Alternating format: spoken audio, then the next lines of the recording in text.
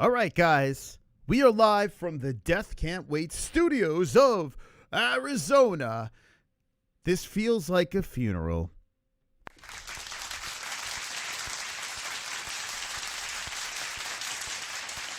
Oh, boy. Oh, boy. Oh, boy. Ronda Rousey and Gina Carano, Nate Diaz and MaRkY, Francis Ngannou, and Mr. Lima will be competing on Saturday against Allen versus Costa. That's the UFC card that's going down, an Apex card, and the buzz feels bizarre. It doesn't feel right. Something feels off in this lead up. I've been talking to people, and a lot of people don't even know what's going on. They're like, "Whoa, that's this weekend? Ronda Rousey's fighting this weekend? Is that true?"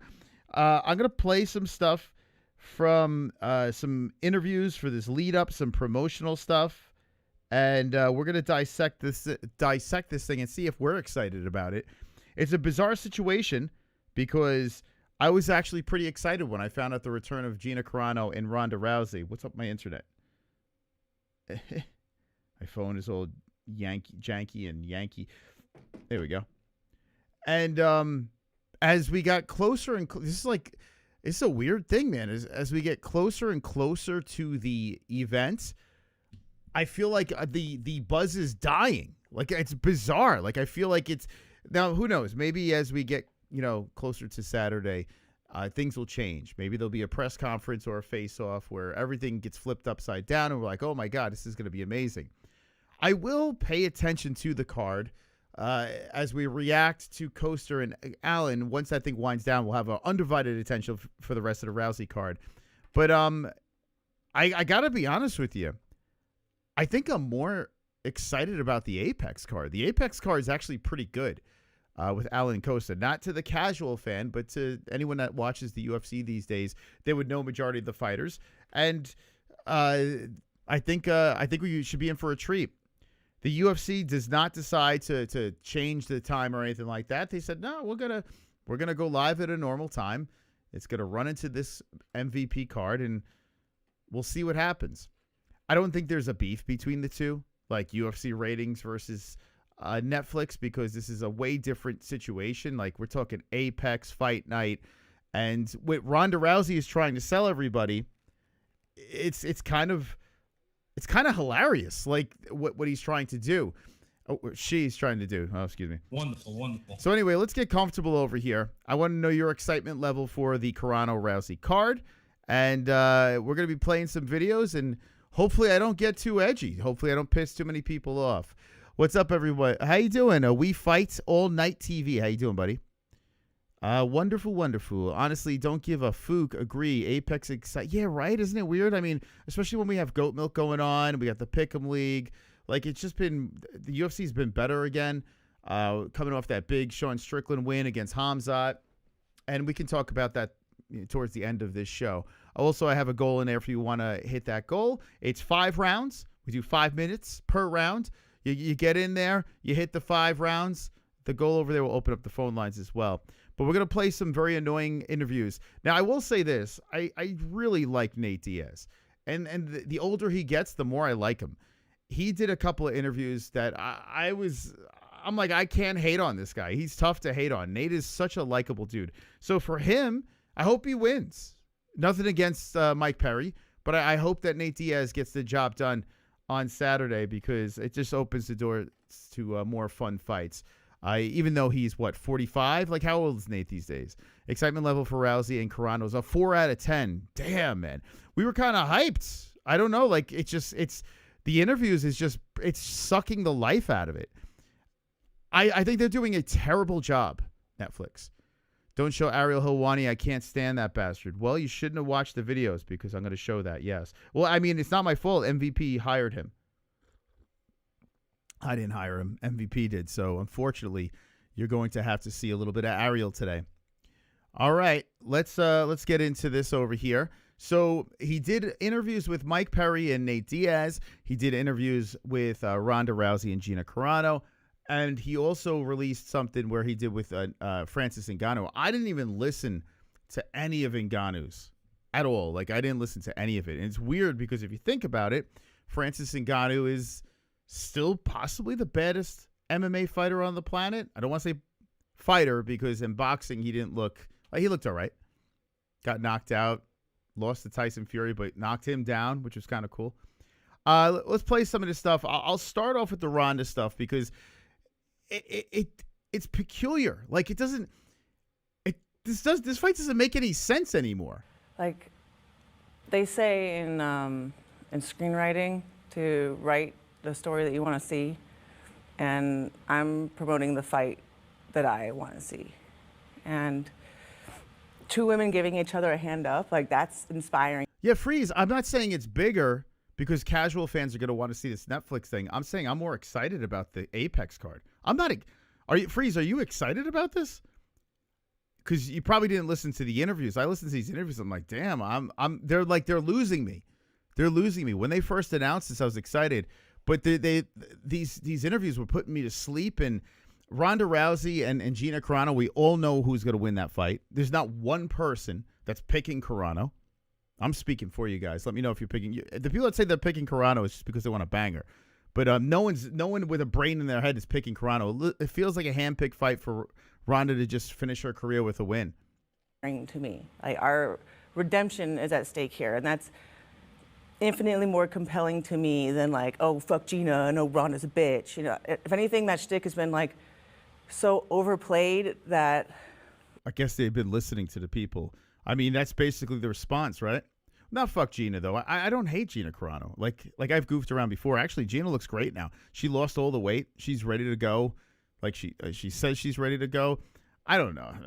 I have nothing. She seems like a very nice girl. But Ronda is insufferable. I'm tired of seeing it. I want to see something new. I want to experience something new. And look at her shoulders. Look at Ronda's. Check out her shoulders over here. She's looking jacked. In her big farewell fight against a 44-year-old that hasn't won a fight in, 17 years? And even though fighting, it is professional conflict, like Gina was saying, it doesn't have to showcase the ugliness of our humanity. You know, I believe that there's demand to see our beauty as well. And that's what martial arts is. To me, it's the aesthetically pleasing aspect of fighting. And Gina doesn't look anything like herself anymore. Like she is completely transformed into a complete different human being. That is not Gina Carano. It is a whole, like the jawline is different and her whole facial structure is different over here. I don't know what happened to Gina, but she looks good. Like this might be the best she's ever looked. It doesn't even look like Gina Carano anymore. That side profile and the posters that I've been seeing for it, I'm like, okay. Somehow she got better with age, I guess. But yeah, losing that weight and stuff, she doesn't look bad, even though she looks completely different. Fighting, that's the difference between, some ratchet-ass bitches brawling in a bar and, two red carpet walking anomalies that have trained their entire lives fighting on the biggest stage on earth. Like, what do you want me to do, call her a cunt and pull her hair? It's just going to I would like that. Cheapen the whole thing, to me. Do you want to hurt her, though? I mean, when it's sanctioned. I don't mean right this moment. No. But you have that fire. We've heard you talk about people that you really despised, right? You really did not like them in the build-up, and it never felt fake. We remember you not wanting to shake Miesha Tate's hand. I have a feeling that you don't feel that way about Gina Carano, so can that same Ronda come out? I'm a two-time Olympian, Like, I go to the Olympics and try to, rip people's arms off because of how much respect that I have for them and for what we're doing and how much I believe it is important that we put all of our differences aside for a day and we go and compete to see who is the best. And I think that's really noble and admirable, and it's worth fighting for. It's worth getting your arms broken for and getting choked out for. And I don't need to hate anybody for that. I think, if anything, that's something that people need to promote fights that we know that their fight isn't going to be exciting. But say what you want about me and my fighting ability, there's never been a dull moment in any of my fights. And I have fought people that I respect and care for before. And so I think some of those were my best fights, to be honest. I don't need that. This doesn't. Yeah, but I mean, you decided instead of talking trash to Gina Carano, you started talking trash to Hunter Campbell, and you started shitting on the UFC, and you pivoted. Like, I mean, Ariel should follow up. He would never do that because he's a company man now with MVP. But Ariel did ask a question about Gina's mouthpiece, and it wound up being her daughter. She had a miscarriage or something like that. It was like a raven on there, and Ariel pretended that he didn't know about this. It was very awkward. Anyway, I'll see if that clip is on here. I doubt it. They would never clip that. But Ariel could have followed up and says, yeah, but I mean, you are in a sense talking shit. Like, you're not talking shit to Gina Carano necessarily this time, but you're talking shit to Hunter Campbell in the UFC. You're literally using the UFC as your promotion for this fight because you have nothing here. Like, there's nothing of substance in this fight here. Gina Carano has not fought in ages. In the last fight, she got smashed by Cyborg. And Ronda Rousey is on a 2-fight losing streak, and that was ages ago. So it's like, okay, so there's no tension here, so let me find tension somewhere else. Like, she's like fabricating, well, they didn't want me to fight. Listen, I got to say this. Hunter Campbell, and hopefully they have the clip of it. Let's see, do they have the Hunter Campbell clip? If they don't, I'll say it now. Hunter Campbell made the smartest decision. At first, I was like, why didn't the UFC grab this? Why didn't the UFC take this? It seems like a no-brainer to throw in the White House card or this and that. I'm actually glad that Hunter said, no, I'm not doing it. I'm actually glad he declined on doing that thing. Okay, where were we on this? Didn't need that. Okay, so yeah, Like, she's babbling over here. But let me know in the chat, so like, the what do you fact that think? Do you think that this should have happened in the UFC? Like, if Ronda came back, I would have liked her to fight Misha again or something. You know, like, they have beef. They fought a couple times already. That would be feisty. I would never want her to fight for a belt because she doesn't technically deserve the belt. But I would like to see a novelty fight or something. I'm sure they could have thrown someone on the roster that's active, but maybe not the best. Someone that Ronda could beat, right? And go that route. Fine. You know, see if she still has a little left in the tank, because she made a good point. She said she's the same age as Francis Ngannou. And why are people calling her old but not Francis Ngannou? And there's a simple answer for that. Well, Francis Ngannou is not on a 2-fight losing streak from 17 years ago. Well, that was Carano one. But anyway, Ronda's on a 2-fight losing streak for whatever the year was. I can't even remember, but it was a while ago. So that's why. Like, I don't understand. Like, everything she's saying here is getting debunked. It's weird. Would it be fair to say that this could be the best version of you that we see? It definitely is. Come on. The best version of Ronda Rousey? Because what This version would beat the Olympic version? made me exceptional as a martial artist is my grasp with martial arts. You know, everything that I did in the cage was unprecedented and witty and really smart. It wasn't that I was just so much I wasn't like people compared me to Mike Tyson, but it wasn't that I was so much stronger or like bigger or like faster than everybody, because I'm an incredible martial artist. And No. We compared you like Mike Tyson because of the length of the fights. You would go in there and finish girls. I was guilty of comparing you to, not because of anything that you said. It's because you would just go in there and finish these girls quickly. So it felt like back in the day when Mike Tyson fought, it was a don't blink or the pay-per-view's over. You're going to miss it. Like that's what it was. your mind doesn't stop working on those things. You know, that's one of the things that just gets better and better. And it is kind of crazy that there was any sort of association with Mike Tyson. But to be fair, I mean, Ronda was a rock star back in the day, for sure, like complete rock star. And when this fight was announced, I was like nostalgically like happy about it. I was like, all right, let's go. Netflix, or I should say MVP, successfully made me uninterested. How do you do this, man? You're digging up Ronda and bringing her back to MMA, and you're making me uninterested. Like, this is crazy. A lot of new fans to the game right now who probably haven't seen you fight live in person. Why should they go out of their way to be there on Saturday? Man, I mean, I would have killed to see Mike Tyson live. I would have killed to see Muhammad Ali live.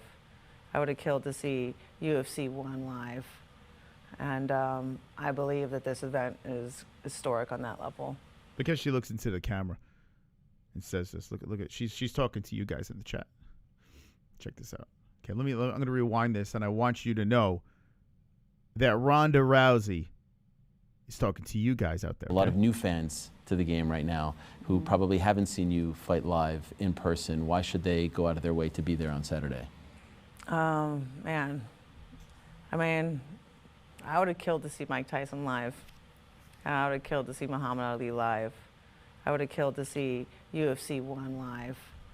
And I believe that this event is historic on that level. Mm-hmm. And it's going to change the landscape of the entire sport forever. And it's going to be the best fight of me and Gina's lives. And I can't speak for the other guys on the card, but this is the most stacked card I've ever seen. And this is the most I've seen anyone invest in one card. She'd be a terrible politician.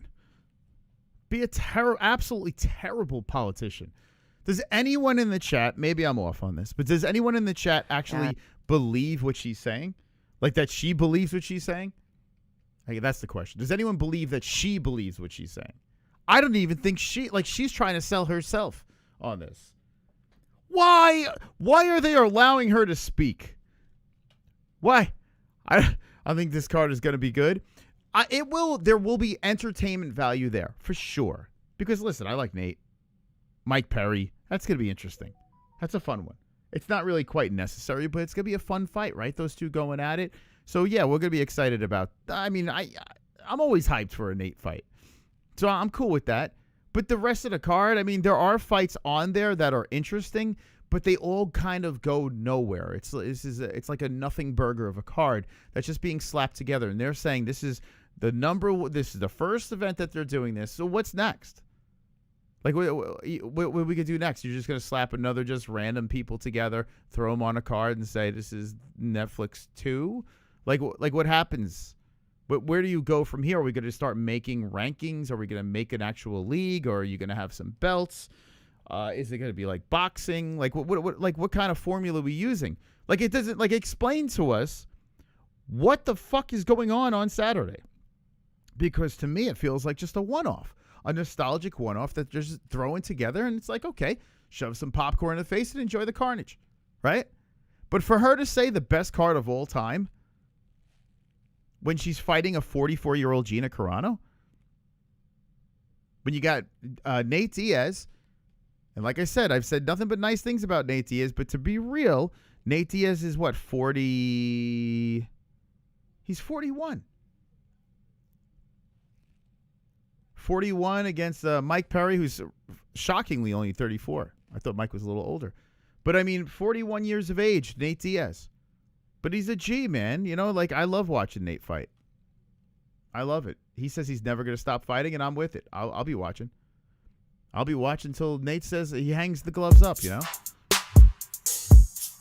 Wonderful, wonderful. Yeah, best card of all time, J-Beers.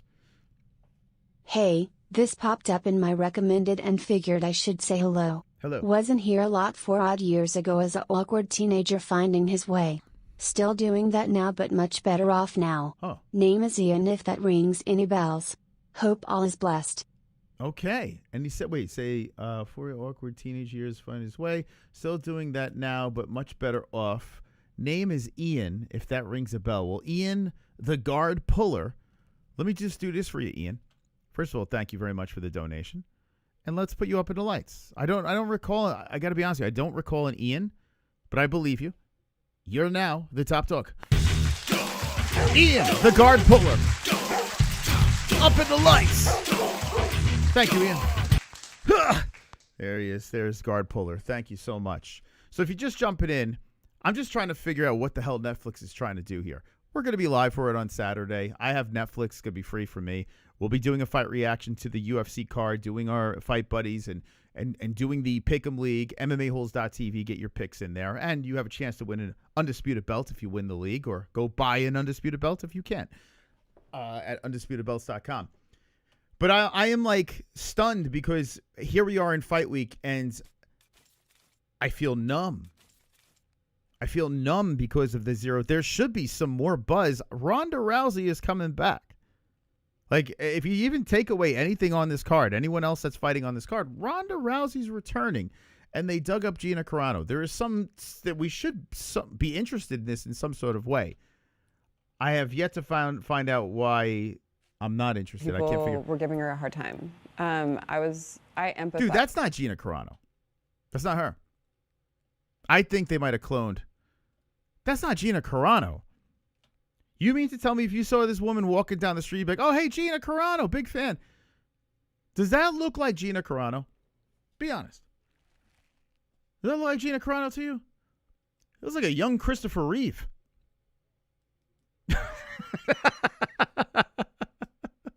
I mean, I don't know. There's like, I mean, she did date Superman, but was it Henry Cavill she dated? Doesn't look like Gina at all. She looks good though. Like, I mean, she looks attractive. It's the makeup and lighting? No. Every picture, every interview looks nothing like her. I don't know what she must have had some sort of serious Botox or some sort of surgery go on. Not sure what it is. Oh, JBers just entered round 1. Super chat. Round 1, JBers. MaHoOo's best fight companion in the game, no one close to Mystical Mos. You know it. JBers, thank you very much for the donation. That's 1 of 5 to unlock the phone lines. Thank you, JBers. Appreciate it, man. We got a brand new top dog. JBers coming in, showing some love, and I appreciate you, JBers. You are the brand spanking new top dog. Top dog. Now, I'm not saying Gina Carano looks bad. I actually think this version of Gina Carano looks better than the older version, which is strange. So whatever the hell she did, fair play. She looks great. You know, you got the Kobe Bryant post that was so beautiful. But after you lost, I think that's not Gina Carano, dude. Did you see? Did you guys? Hold up. I don't think that's her.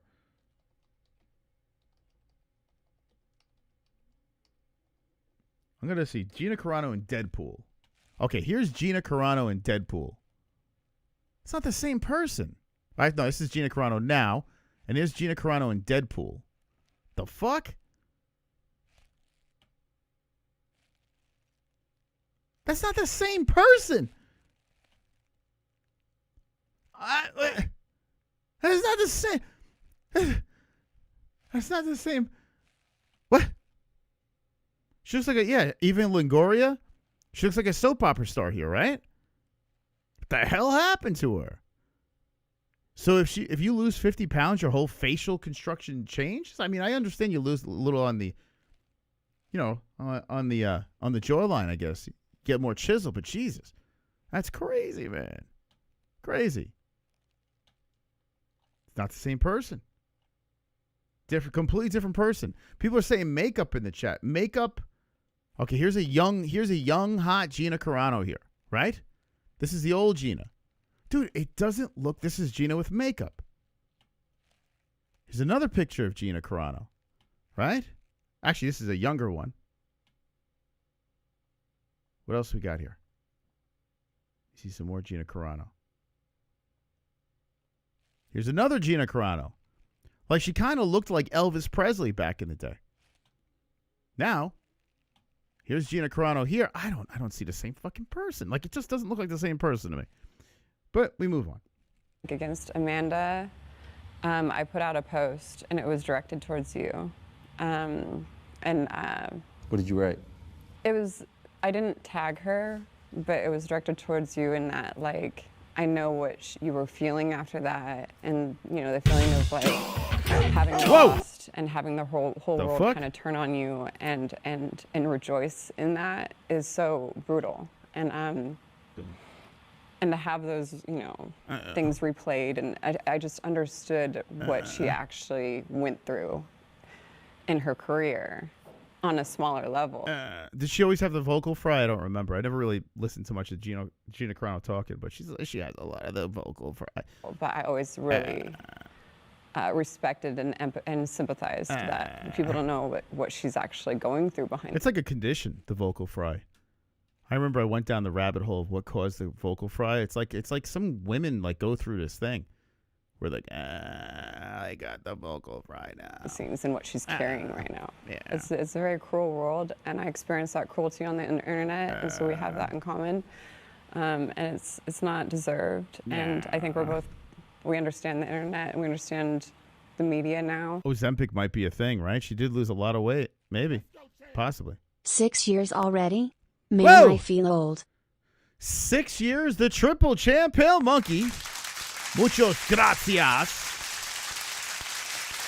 Thank you, Pale Monkey. Appreciate all the members of the chat. You guys are phenomenal. If you're just jumping in, they're really getting me hyped up for this fight. Gina Carano, Ronda Rousey. Which is why it can't touch us anymore. No matter what in this fight, I think that nobody can take away what we've done in our lives. Our worth is not going to diminish. The fact that we're doing what we're doing, they can't touch us anymore. They tried to. Ozempic, the real champ. I tell you, Ozempic should be mandatory then, right? I mean, if it turns women into this, because she looks better here than she did before. I can't listen to her anymore. Let's hear what Nate has to say. This is what I'm saying. Like, I mean, hey, I hope Gina wins. I really do. I'm positive she's not going to win, but I hope Gina wins. Ronda came down to train when she was, I think, the Strike Force champion, maybe. I don't know if she was even champion yet. She was. There. Okay. But she came down to train with Lazy Savage. Yeah. And they brought her down. We had a bunch of people there. They went Josh Neer and like Cody McKenzie and a bunch of fighters. Gina already lost? I agree. I does anyone in the chat like actually think Gina Carano's going to win this fight? Does anyone like, and don't troll or anything, like genuinely like say, oh, bet the house, Gina's got this. I don't think anyone logically thinks that Gina's going to win this fight. Jay Beers is top dog. Yeah, I know. He is the top dog. See? That's right. I don't know why you're telling me, but he's up in the lights for sure. Nate is concerning. Ring rust plus mother time. 0 grappling experience in recent years equals Rousey first round armbar. I think Gina is going to knock Ronda out. You're trolling, right? There's no possible way you think that. She's going to knock out Ronda Rousey. There's got to be some sort of trolling going on. The Dear Edgar Cage match. I want Gina to win, but I don't know. I think is going to be an embarrassing fight for anyone watching. Yeah, it's going to be a sloppy-ass mess for sure. You're serious, Casey? There's no way. So what? Gina by first round knockout. Do you think that Ronda Rousey would... Ronda made this card. She put this card together. Ronda Rousey, no one called up Ronda and said, hey, would you like to fight? No one did that. She literally brought the idea to Dana White, pitched it, didn't work, shopped around. MVP says, yeah, we're in. Went back to Dana White, says, hey, you guys, you sure you don't want to do this? And Dana White, he says, it's not me. Hunter Campbell's laughed in her face. She went back to MVP. They said, yeah, let's do this. Then they're like, who you want to fight? I want to fight Gina Carano. What? Gina Carano? Okay. Does Gina want to fight you? Yeah. You know she's obese, right? Oh, okay, she'll lose the weight. She said she's going to lose the weight. You know she's like 44 years old, right? Yeah. She said she's cool with it. And Hunter Campbell didn't want you to do this? No, Hunter Campbell thought it was stupid. He laughed when we pitched it to the UFC. There's no way in hell Gina Carano wins this fight. Zero. She has 0.0 chance, and it's not even like it would be the hugest upset in combat sports history for sure, like without a doubt.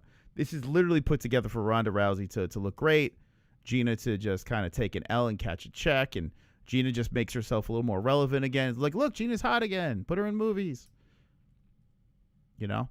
And if you don't like spoilers, then I probably just ruined the card for you Saturday. But I'm telling you right now, there's no possible way Gina wins this fight. There's no way.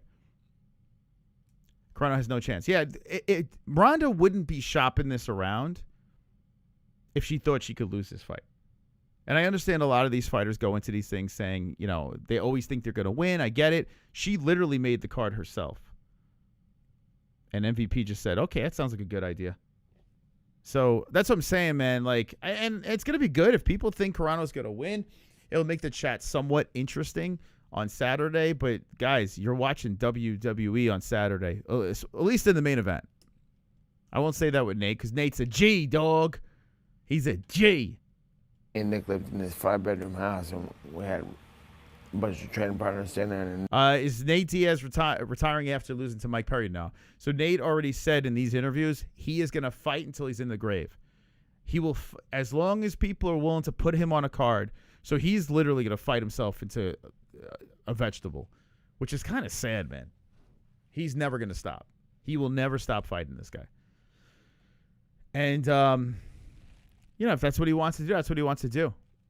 I'll always tune into a Nate fight, but it's gonna get really bad at some point. Nate come down, and we all stayed there for a couple weeks. And you think Nate beats Mike?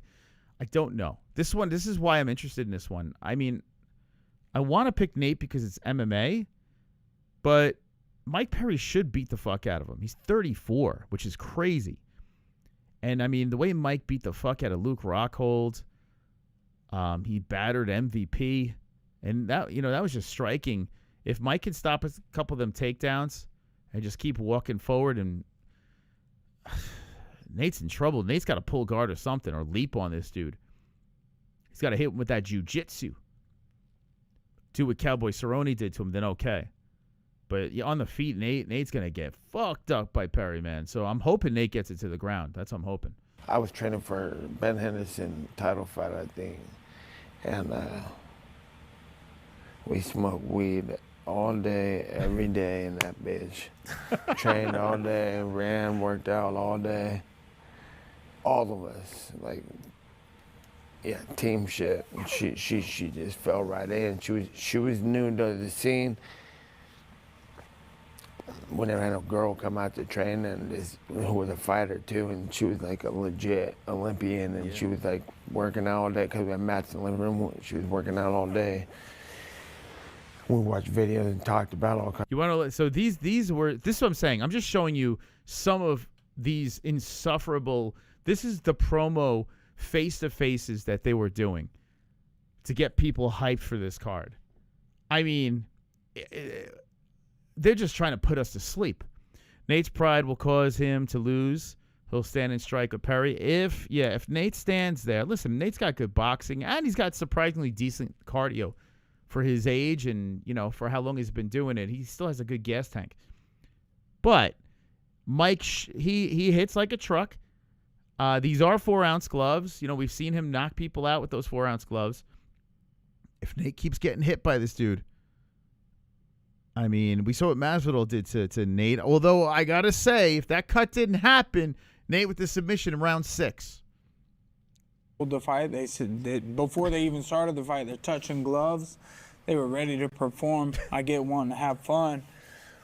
Oh, by the way, this is kind of interesting. So this is Mike Perry talking about Chimaev and Strickland, which I didn't really get a chance to talk to you. I spoke about this on the second channel. I spoke about this on Moss and Jesse's show. And if you're not subscribed to Moss and Jesse's show, you're doing yourself a disservice. Go check it out. That's a collaboration channel that's doing phenomenal. But the Strickland Chimaev card, which we hit 1.5 million subscribers.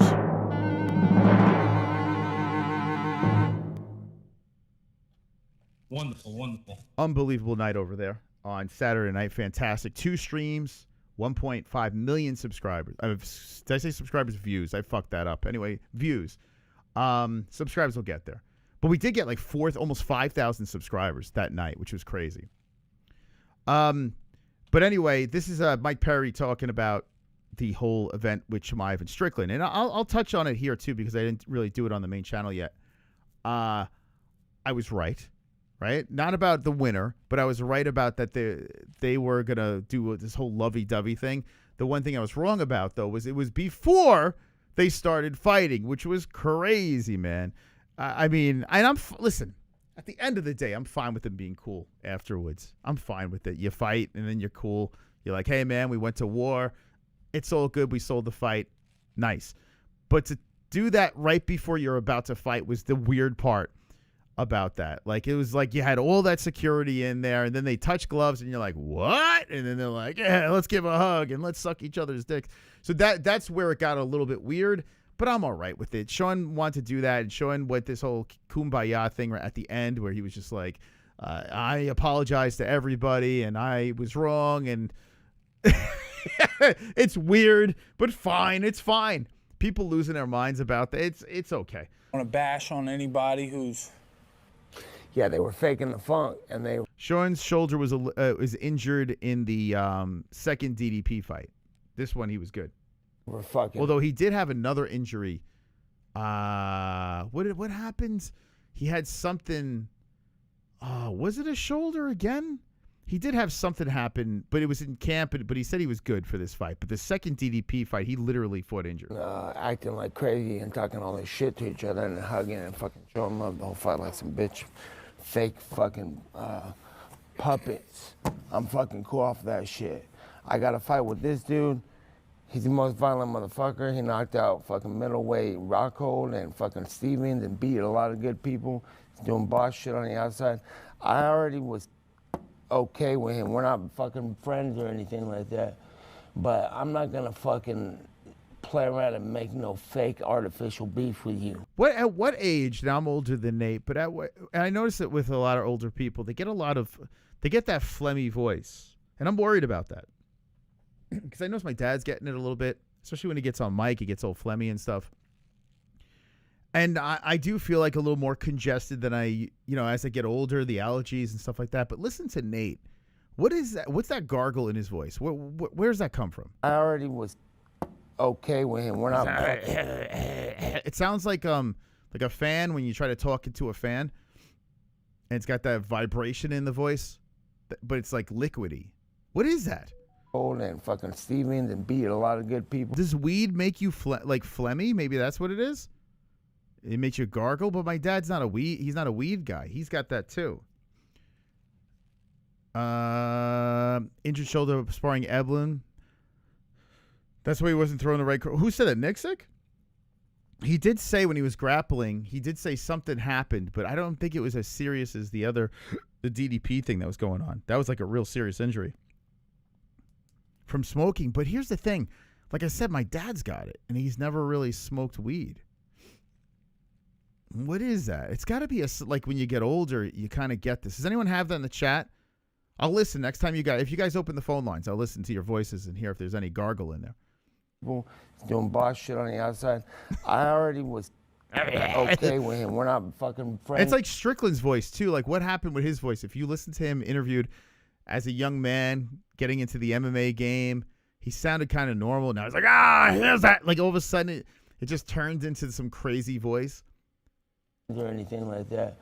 But I'm not gonna fucking play around and make no fake artificial beef with you. I think you're great. I think what you're doing is great. I think you're violent as fuck and mean and all that shit.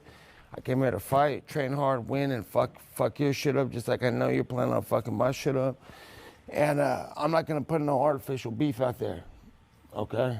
There you go. No beef. Where do you think you beat me at? And then Perry tries. I just think fucking that I'm gonna get it done the best that I can. And look, Perry tried. He tried to get him to go. He's like, nah, I think I'm just gonna do whatever I can do. That's what I'm here for. I'm not here for a sit down fucking power. No, the injury wasn't bad, optimistically. Apparently the DDP one was. Like he was kind of fucked up in that one. But he could have got really hurt according to the story. That Eblin story, because I did hear it, but I don't think it was as serious as the DDP injury. Oh wow. I'm not trying to kumbaya or none of that shit. But it's all good with me. Fight night, I'm an athlete. I'm a professional athlete. I'm here to do my job and get the job done. And I know this motherfucker doesn't know any different. This is why Conor McGregor's so good. When him and Diaz fought, the lead-ups were fire. And you knew they respected each other. Like, he was cool with Conor that's another one I called from the beginning. When they were throwing bottles at each other, I was like, these motherfuckers are texting each other on the way to the press conference. These guys were in cahoots, man.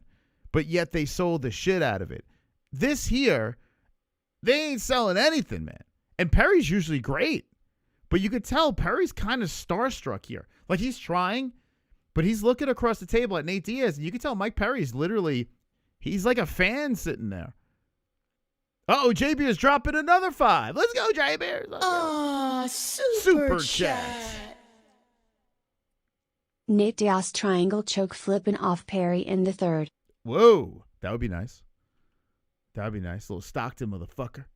I would love to see it, man. I would love to see Nate. And I like Mike Perry, but he's 34, and, you know, he loses this fight. He goes on. He could do some more BKFC things. We need Nate to keep winning. I like Nate Diaz winning. That's fun.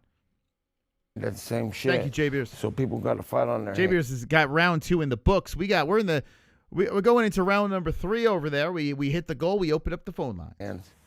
And I know you said you didn't watch the fight, but you may have heard about it. Like, when people do that, have that type of friction before a fight. Guido says UFC will never be that good again. So let me ask you, Guido, did you not like, I mean, the co-main and main were fire.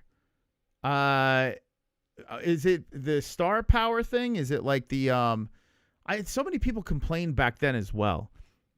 I think overall it may be better now. It's just what we're missing is that massive superstar. We're missing the Ronda and the Conor and the Brock Lesnar type deals. Like right now, the biggest stars basically don't speak English, or you got guys like Sean Strickland, who is becoming pretty popular, but he's not like a superstar. You got Alex Pereira, like, doesn't speak English. Ilya could be a superstar, has got to get a little more active, but no one is in the stratosphere of the McGregor, Rousey, Brock Lesnar type deal.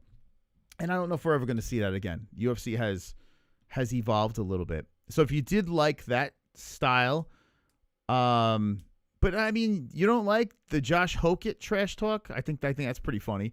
I did like Hamzat and Strickland's press conference. I thought it was the best we've seen in a long time. And the fight was good. I think the fight was decent. The co-main event was really good. I don't hate the UFC right now. I would like to sit here and shit on the UFC. I think it's in a fairly decent place. I don't know. Maybe I'm crazy, but I don't think it's as bad as people think it is. Right, and then at the end say, like, I was just doing it to sell. I think the Costa card is and Allen card, I mean, not hype-wise, but name value, but I think it overall is a better card than the MVP situation. How does that sit with you? yeah, but I saw highlights of him hugging and fucking shaking hands right off the bat and the whole time. It's fucking like you just bullshitting me. And Bob in the chat saying Hokett is corny as fuck. That's the point. Like, no shit, Bob. What's your name? Paranoiac, however you say that. That's the purpose. Like, his shtick, he's very self-aware. It's written down in some nursery rhymes. Sometimes he laughs delivering it. Then he tells people to go fuck off and this and that. And it's like he's got this. And you got to think about this. Hokett is doing something. He's taking bits and pieces, and he's made his own thing, a multiple personality, weird character. And then he goes in there and beats up Curtis Blades.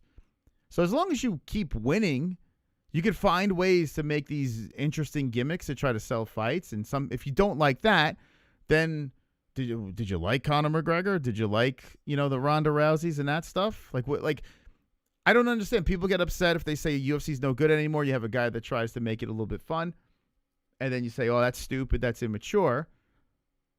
Well, I mean, all trash talk is immature. Saying that people are gonna fuck goats, like Strickland was saying, that's kind of immature, right? I mean, calling people goat fuckers is mature. I don't know. I mean, call me crazy. I don't think that's quite mature either, right? But it's all fun, so let them have a good time. They're just trying to sell some fights. He's a failed Chael Sonnen. It's fine, but it's corny. See, I disagree. He's not doing what Chael did. Like, I could see Colby Covington falling flat. Sometimes he had moments, but there was a lot of times, I don't know if he quite stuck the landing because you couldn't figure out what was going on with Colby. Is that really him? Is that not him? He would be stuttering. Some of the jokes didn't land. Then he started losing, and never really became a champion other than the interim champ thing. So I don't know. I don't know about Colby, but he tried. Henry Cejudo, he tried with some real corny ass shit. But he wound up winning a couple of championships, and he kind of got away with that. Chael Sonnen was very good at what he did. Chael Sonnen was one of the best to start doing that kind of stuff. Conor McGregor's super good at what he did as well. And he won a championship. Chael got to do it without winning a championship, but he was very clever in how he did it, and it was unique. With HoOoOo, I can't think of you. We can't compare him to Chael Sonnen. It's way different. It's a whole different shtick. And if you notice this, Chael Sonnen is signing off on it. On X, Chael Sonnen is actually quoting him, his jokes. Chael likes him. Chael also likes Colby too. So if Chael Sonnen is signing off on this guy, the guy that some say is the first to really do it, then what's the problem? Right? I mean, he's just trying to sell a fight. Now, you don't have to think it's funny because it's not really meant to be funny. Josh HoOoOo, it's supposed to be so bad it's funny. Like, it's supposed to be so corny, so over the top, so cheesy that it's funny. But some people don't like to flip it off, or the mom things, or what he said about Ilya's wife, not nice. Especially if you're not going to be able to fight that guy. That kind of doesn't make any sense. So if you want to go that route, you can criticize, sure. If you don't like saying he's corny, yeah, we all know that. That's the joke. But saying, okay, I don't like the fact that he's going after, Ilya Taporia, although Ilya kind of jumped in where he shouldn't have been. Why the hell was Ilya defending Alex Pereira? I think Alex Pereira's all right. I think Alex Pereira could hold his own from what we've seen. So Ilya trying to defend Alex Pereira that's Ilya being a retard, Chael might be writing these shitty rhymes. He hooked him up with some WWE. I mean, you never know. Chael he pumped up Colby. He loved Colby, Chael. Chael even walked out with Colby, right? Wasn't he in his corner? So, Chael loves the gimmick. If you don't like gimmicks, then you have to be you can't like Conor, you can't like Cejudo, you can't like Chael Sonnen, you can't like any of them because they all had the gimmick, all taken from WWE and then morphed into their own little characters. Like once you don't like one, you can't like any of them, really. That's how I look at it. I mean, it's all a shtick. At the end of the day, they beat each other up, so I don't hate it, man. Like I don't hate it. Alex with KO. I'd love to see the fight. I would love to see it. Like I would love to see Cyril lose, Alex win, and HoOoOo versus. Let's go. Fuck Tom Aspinall. Let's go. Bring the HoOoOo in there if he could beat Derek Lewis. I'm cool with it. Chael knew Colby from back in Colby's high school wrestling days. Yeah, he did. But what's the HoOoOo thing? HoOoOo lost to Bo Nickel, which is kind of crazy. I still can't wrap my head around that. I know that was many moons ago, but HoOoOo got out-wrestled by Bo Nickel. So do what you want with that information. There's a bunch of boring shit here. Let's see. The one thing that was interesting was when Ariel had a one-on-one with Nate outside because Nate brings Jake Shields onto the call, which was fucking hysterical. Did you guys see that?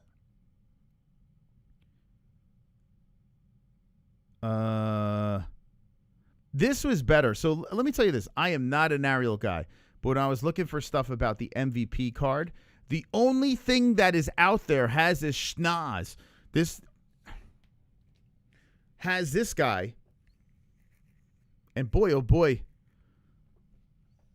it really does look like it has this guy involved with it. So, I mean, this is all I got to work with. This is all I got. So let's see. Do they have the Jake Shields thing on here? Where? I'll get to it in a second. Let's see. This is Nate talking about his return to the UFC, which is pretty interesting here. Check this out. Because I haven't heard you talk about. But this interview actually wasn't terrible. I heard most of this. This actually wasn't bad. If you're going to listen to something, this actually was a pretty decent. And it was a funny moment when he brings Jake Shields on there. Everyone knows that Jake Shields is a complete anti-Semite. So it was really funny and awkward having those together. About this yet? Because you were a free man, and I know there were some talks with the UFC. Did you consider going back there? 100% I did. How close were you?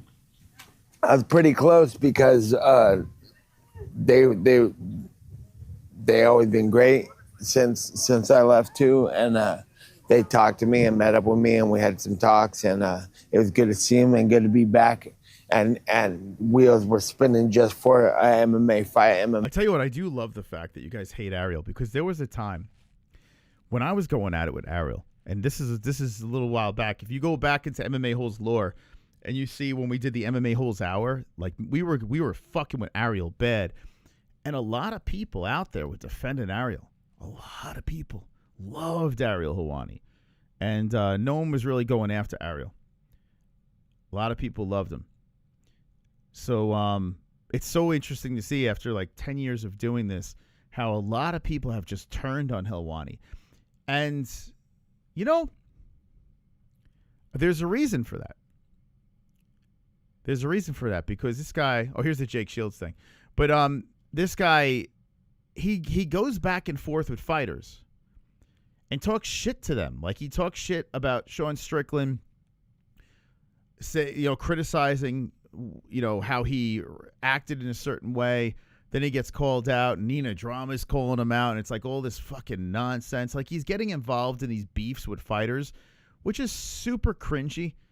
Like when actually he's supposedly an MMA journalist. Now I could understand a YouTuber doing it because we're all desperate for views and likes and posts to say, share it with your friends, boys.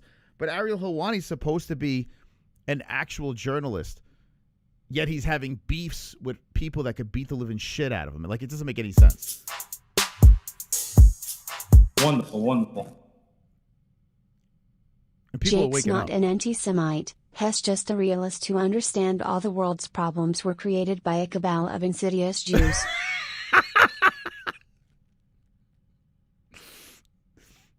Thank you, Optimistic Listener. Speaking of Jake Shields. I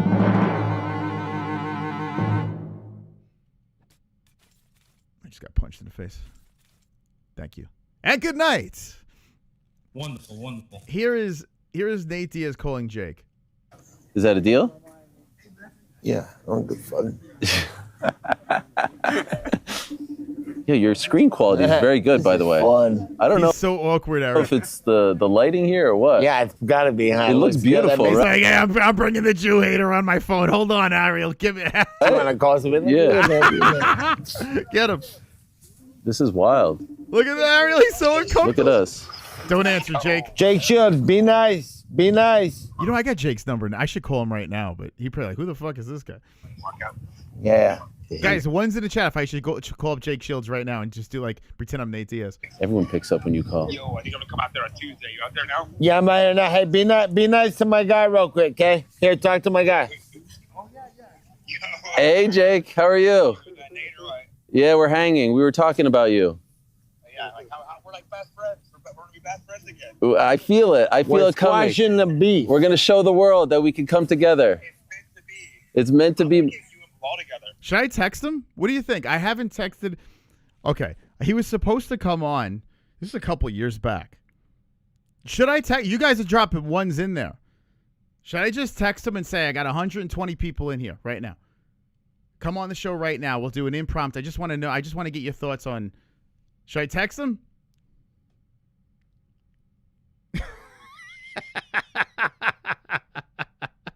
All right.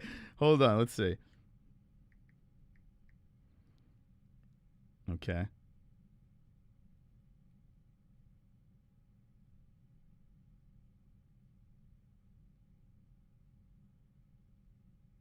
The last time I texted him was in 2022.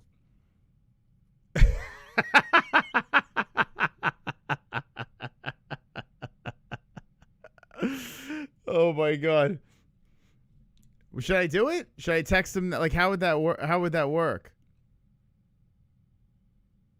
I'll send him a link. Okay. All right, ready? Hey, Jake.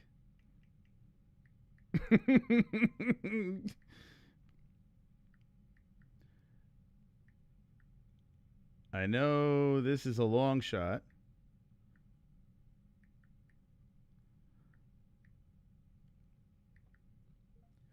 But I was just playing you talking to Ariel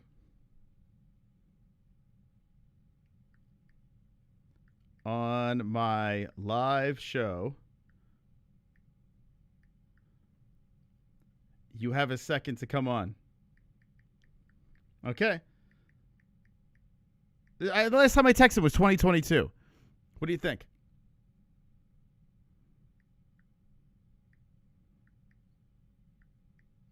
All right. Hey, Jake, I know this is a long shot, but I was just playing a video.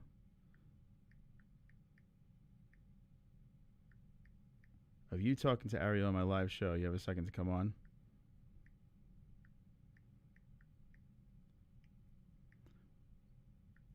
Tell him you want to talk about Juice real quick. I want to ask you about the little hat people. Yeah. Do you want to come on and talk Jews with me?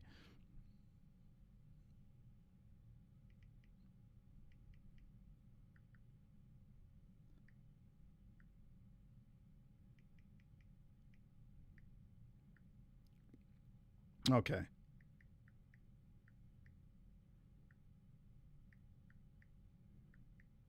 That I'm doing.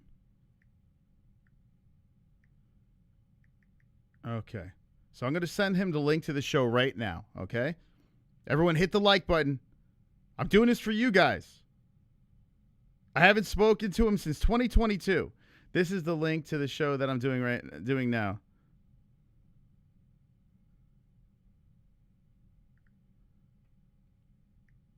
All right.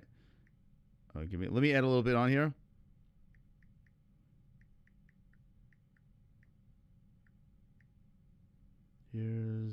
Hold on. Years back from a friend. Okay, here we go.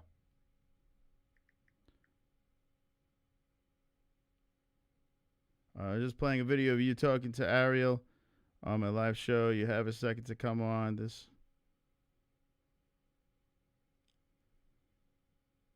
All right. I just sent it. All right. I just texted Jake Shields. All right. If he agrees.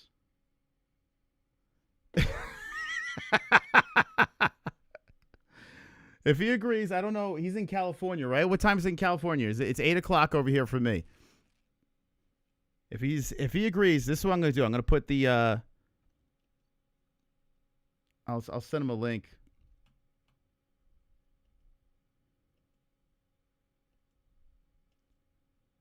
All right. I'll send him a link and we'll have him on out of nowhere. Okay. 109 countries. How many times again? What? Yeah, let me get this ready over here just in case. All right. He's gonna be like, what the fuck? Last time this guy texted me was 2022. Uh-oh, we got another round in. Ed boy. Oh, super chat. Ed boy. Panel up, Big Mouse. Panel up. We'll see. Hopefully we get Jake Shields. That'd be kind of cool. Thank you, Ed boy. Thank you so much. You know what this reminds me of? This reminds me of like when you drunk dial somebody. Okay, let's get back into this. So this is Jake Shields talking to Ariel Helwani. Such an uncomfortable situation. Nate Diaz making Ariel squirm. And it's freaking hysterical. Here it comes. If you call Jake, then I have to call DC. All right. Is that a deal? Yeah, I don't give a fuck.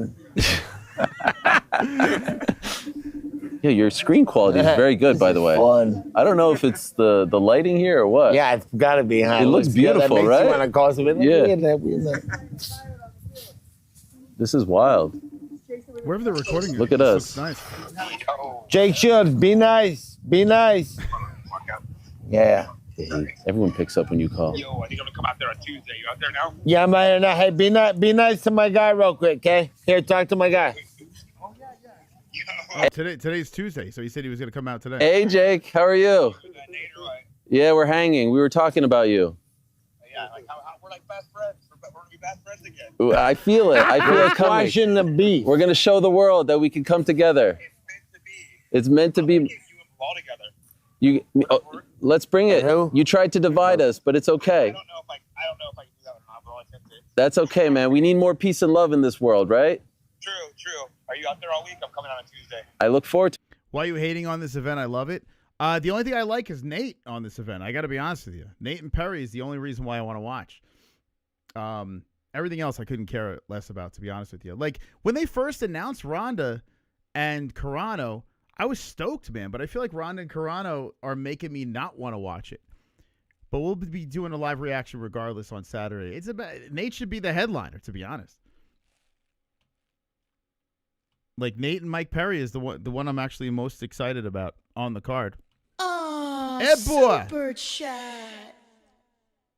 Uh-oh, where'd I go? Oh, there I am.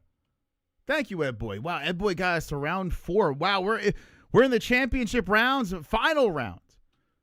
Ed Boy, thank you, brother. Appreciate that. Ed Boy dropping a dono. I have no interest in this event. It's a casual, you know what I'm saying? Like it's like a nostalgic casual thing. It doesn't really make any sense, right? Like altogether, it's not something that makes total sense, but it's something to say, okay, it feels like a one-off, right? They're too nice to each other. Yeah, I mean, Gina is going to get smashed. Like, she was just invited to this thing to get smashed by Ronda. That's what I'm feeling. But I'm interested to see the Nate and Perry fight. Oh, super chat. Yeah, we'll be live for it. Hey lovers at work but will help open lines. Hey lovers at work will help open. Thank you, All Rising Lord. Coming in from work. Thank you, brother. Appreciate you. All right, here's that uncomfortable exchange with Jake and Nate Diaz. Yes. Ariel Helwani. I promise. I'm not worried. We're boys. We go way back. All right, cool. Coming to you live with Jake Shields right Jake Shields, look. Friend. Hey, asked her here. You just ended the Middle East war. Yeah, you're coming out Tuesday? Oh, shit. So, yeah, he's on his way there today. I'll forget it. I shouldn't have texted. Yeah, what's the plan all week? We're here chilling. We're going to be working out, fucking training and what do you mean it doesn't make sense? Because, like, what comes from any of this? You know, like, it feels like a one-off, a fun one-off that they threw together, right? And, like, it's not, like, Ronda Rousey is saying that this is the best card in MMA history. That makes no sense. You think that, Bobby, you think that makes sense? Does that make sense to you?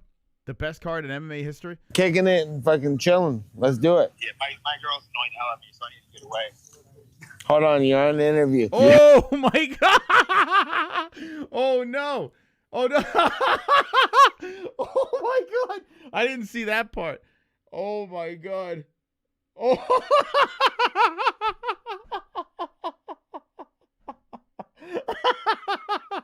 Oh, shit. Oh, my God. Oh, my God. Did you just he didn't know he was being, oh, my God.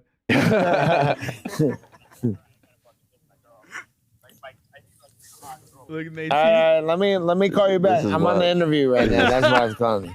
Yeah. Yeah. We're Dude, they mending left all that the sorry. fences here. This is beautiful. But I wanted to squash you guys beef. Look at Beef squash. Friend Much here. love. Screenshot real quick, Jake. Send the tweet right Do a now. screenshot. We have ended the conflict. Do a screenshot. We don't know if it's definitely. All right, I'm screenshotting it. Wait. Well, there we go. What a guy. Look at that. All right. Peace in the world. Look at that. Peace. There's world peace right now. We need Jake Shields to call in and see if Ariel's responsible for all the wars. Not gonna lie, these Ariel interviews, like they're still in high school. So I will say this.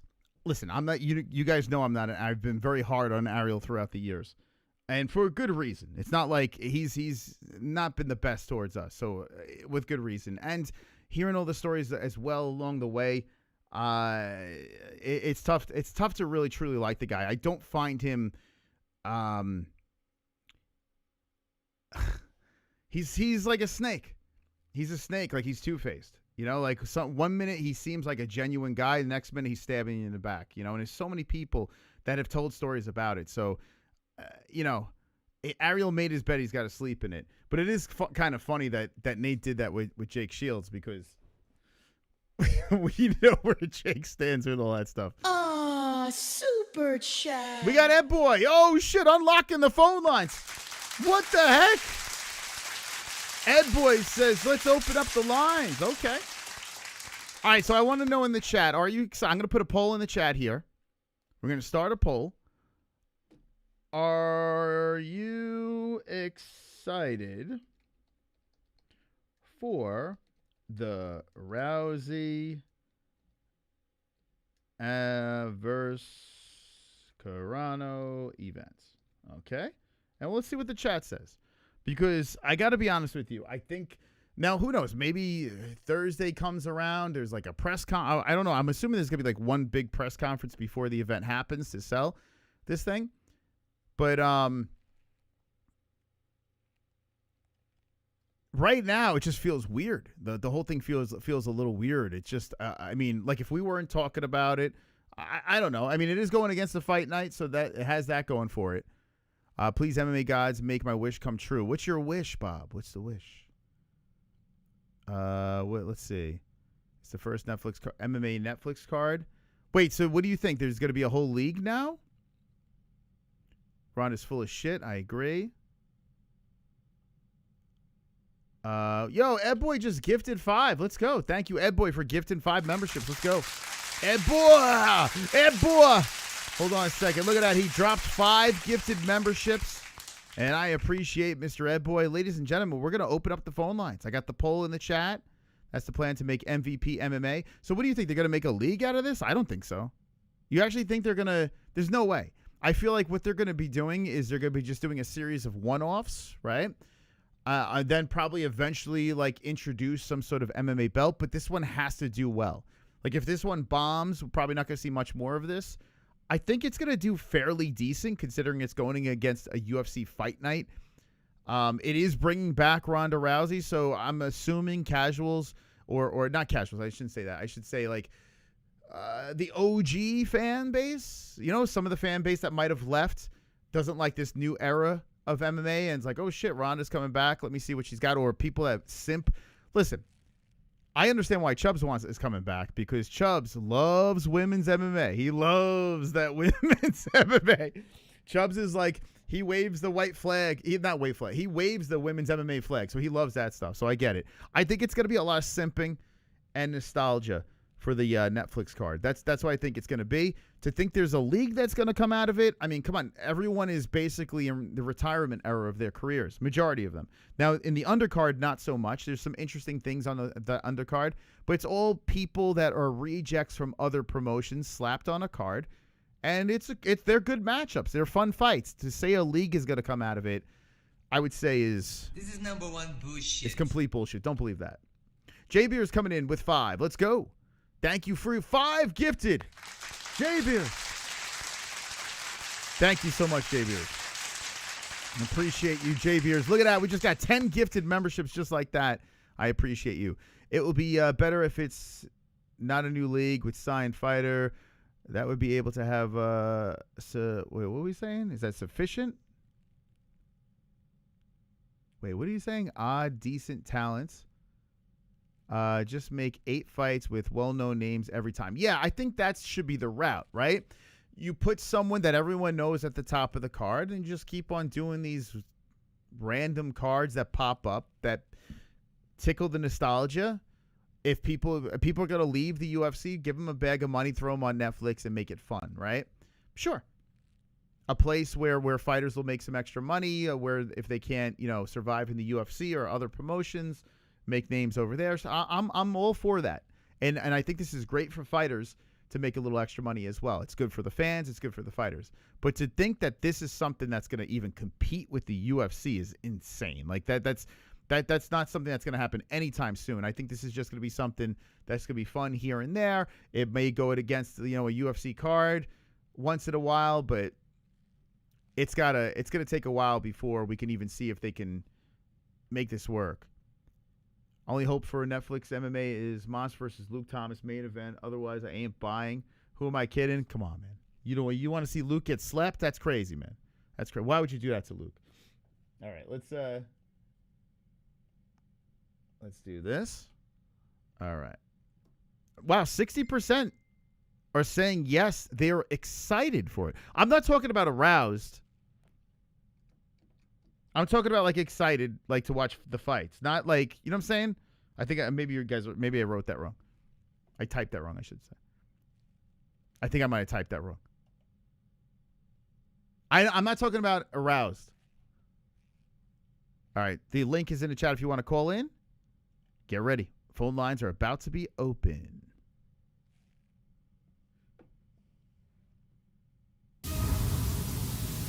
My name is Mystic. What's your name, and how can I help you? No, well, I mean, this is Lone Wolf, a.k.a. Allheart, a.k.a. Lone Wolf, a.k.a. Silver Carl. How's it going, Silver Carl? Wonderful, wonderful. Yeah, my name's Casper, and I'm a ghost. Sean, how are you tonight? Nice. Which one's having? Yo, drunk, what's up? Yeah, this is DVSB. I have an addiction problem. Okay, well, this is Real Gamer. Man, your voice sounds a lot faggier on the phone. Hey, it's MJ, the artist formerly known as Kevin Lee. How you doing? Hey, my name's Dan. I got a question. Yo, Sanosi. What's up, Sanosi? What's up, you guys? This is Justin Jr. Hey, guys, it's Kevin from Denver. How you doing? Wonderful, wonderful. Yeah, hello, Mustafa. 832, you're live with the MMA-Holes. What's your name and what's on your mind? Hey, what's up? It's Pulse. What's up, Pulse? Hey, Pulse. Clock. Hey, it's good luck. Alexander. What am I, chopped liver? We're celebrating. Ole. Yeah, baby. 617, you're live with the MMA-Holes. What's your name and what's on your mind? Michael Antimo from Boston. No way! Michael Anzalone, you just gave me butterflies when I heard your voice. Michael, welcome to the show. Huh? It's the knitter. Hello, guys. How you doing? Hi, Jesse. Hit the like button, you folks. This is the double champ. Yeah, I want to talk to you. You know I'm not big on talking about fighting that much, but... Hey, this is Jeremiah. Hey, it's Kevin from Chicago. Nothing. Gotta talk about these fights real quick. It's my kill. Jesus Christ. I'm over here trying to stay awake and shit. Jesus. Oh, my God. Yeah, it was doing it for you, huh? Like, no one cares, Justin. Who the fuck's he talking about? Brooklyn Dodgers? Who the fuck them? I don't give a shit about them. Yeah, he thought the Brooklyn Dodgers should be the ring girl of the year. All right, that horse. Okay, Chrome, thank you, man. Wait, he has stuff to talk about. He's making fun of Justin first. Don't hang up on him. Hey. Anything else? Stay white. Okay, I appreciate that. All right, the phone lines are open. Get ready to call in. Got the link in the chat. We got Chubbs coming in, dropping a 2. I'm not a simp, give me my goat tag back. No, you have a way to now work your way to that play button over there. No more goats. You gotta get to that play button, which no other YouTube channel is giving you that. By the way, Chubbs. Oh, he's in the backstage. All right, Chubbs. I want you to I'm going to give you time because I'm going to take another caller first. I'm going to give you time to tell me you need to name one MMA fighter that you go to bat for, female, that's not attractive. Prove to me you're not a simp. I want one female MMA fighter that you don't think is attractive. Because I see anytime you go to bat, Valentina Shevchenko and this and that, it's usually because you want to fap to them. Jay Beers, thank you. Welcome to the stream. Hey, Mr. Cole, how we doing tonight? Wonderful, wonderful. Wonderful, wonderful. Okay, I texted Jake Shields. He's probably like, who the fuck is that guy? Who the fuck is that guy? We'll see if he comes on. Let's see. That's funny. Yeah, it would be funny if he responded and called you right back. That would be really cool. I doubt it, but all right, we'll see. God, it would have turned into a fucking shit fest quick. That would be funny. Maybe what I'll do is I'll wear the glasses and pretend I'm Ariel. Hey, so Netflix card Saturday. Where is it at anyways? Is it Miami? It's in California. It's in California. California.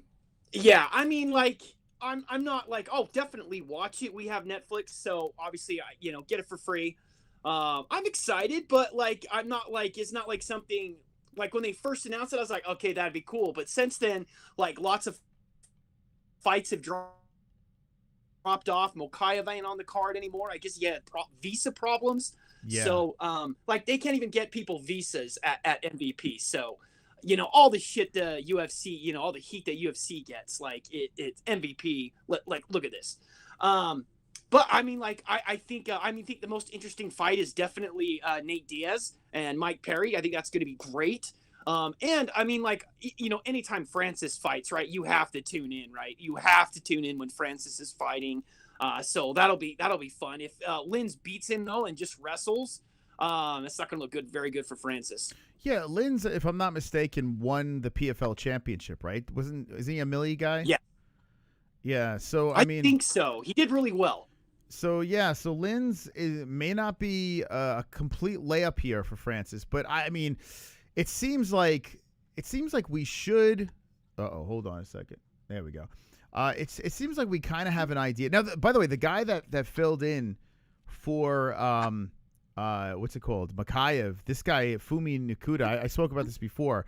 I actually, just because of knowing this guy from the regional scene, I'm actually a little bit more excited about this. Fumi's getting a massive shot here on Netflix, which is crazy, against a very tough dude in Adrian Moraes. So I kind of like this. Makayev is an interesting fight for, for more people that know who Makayev is.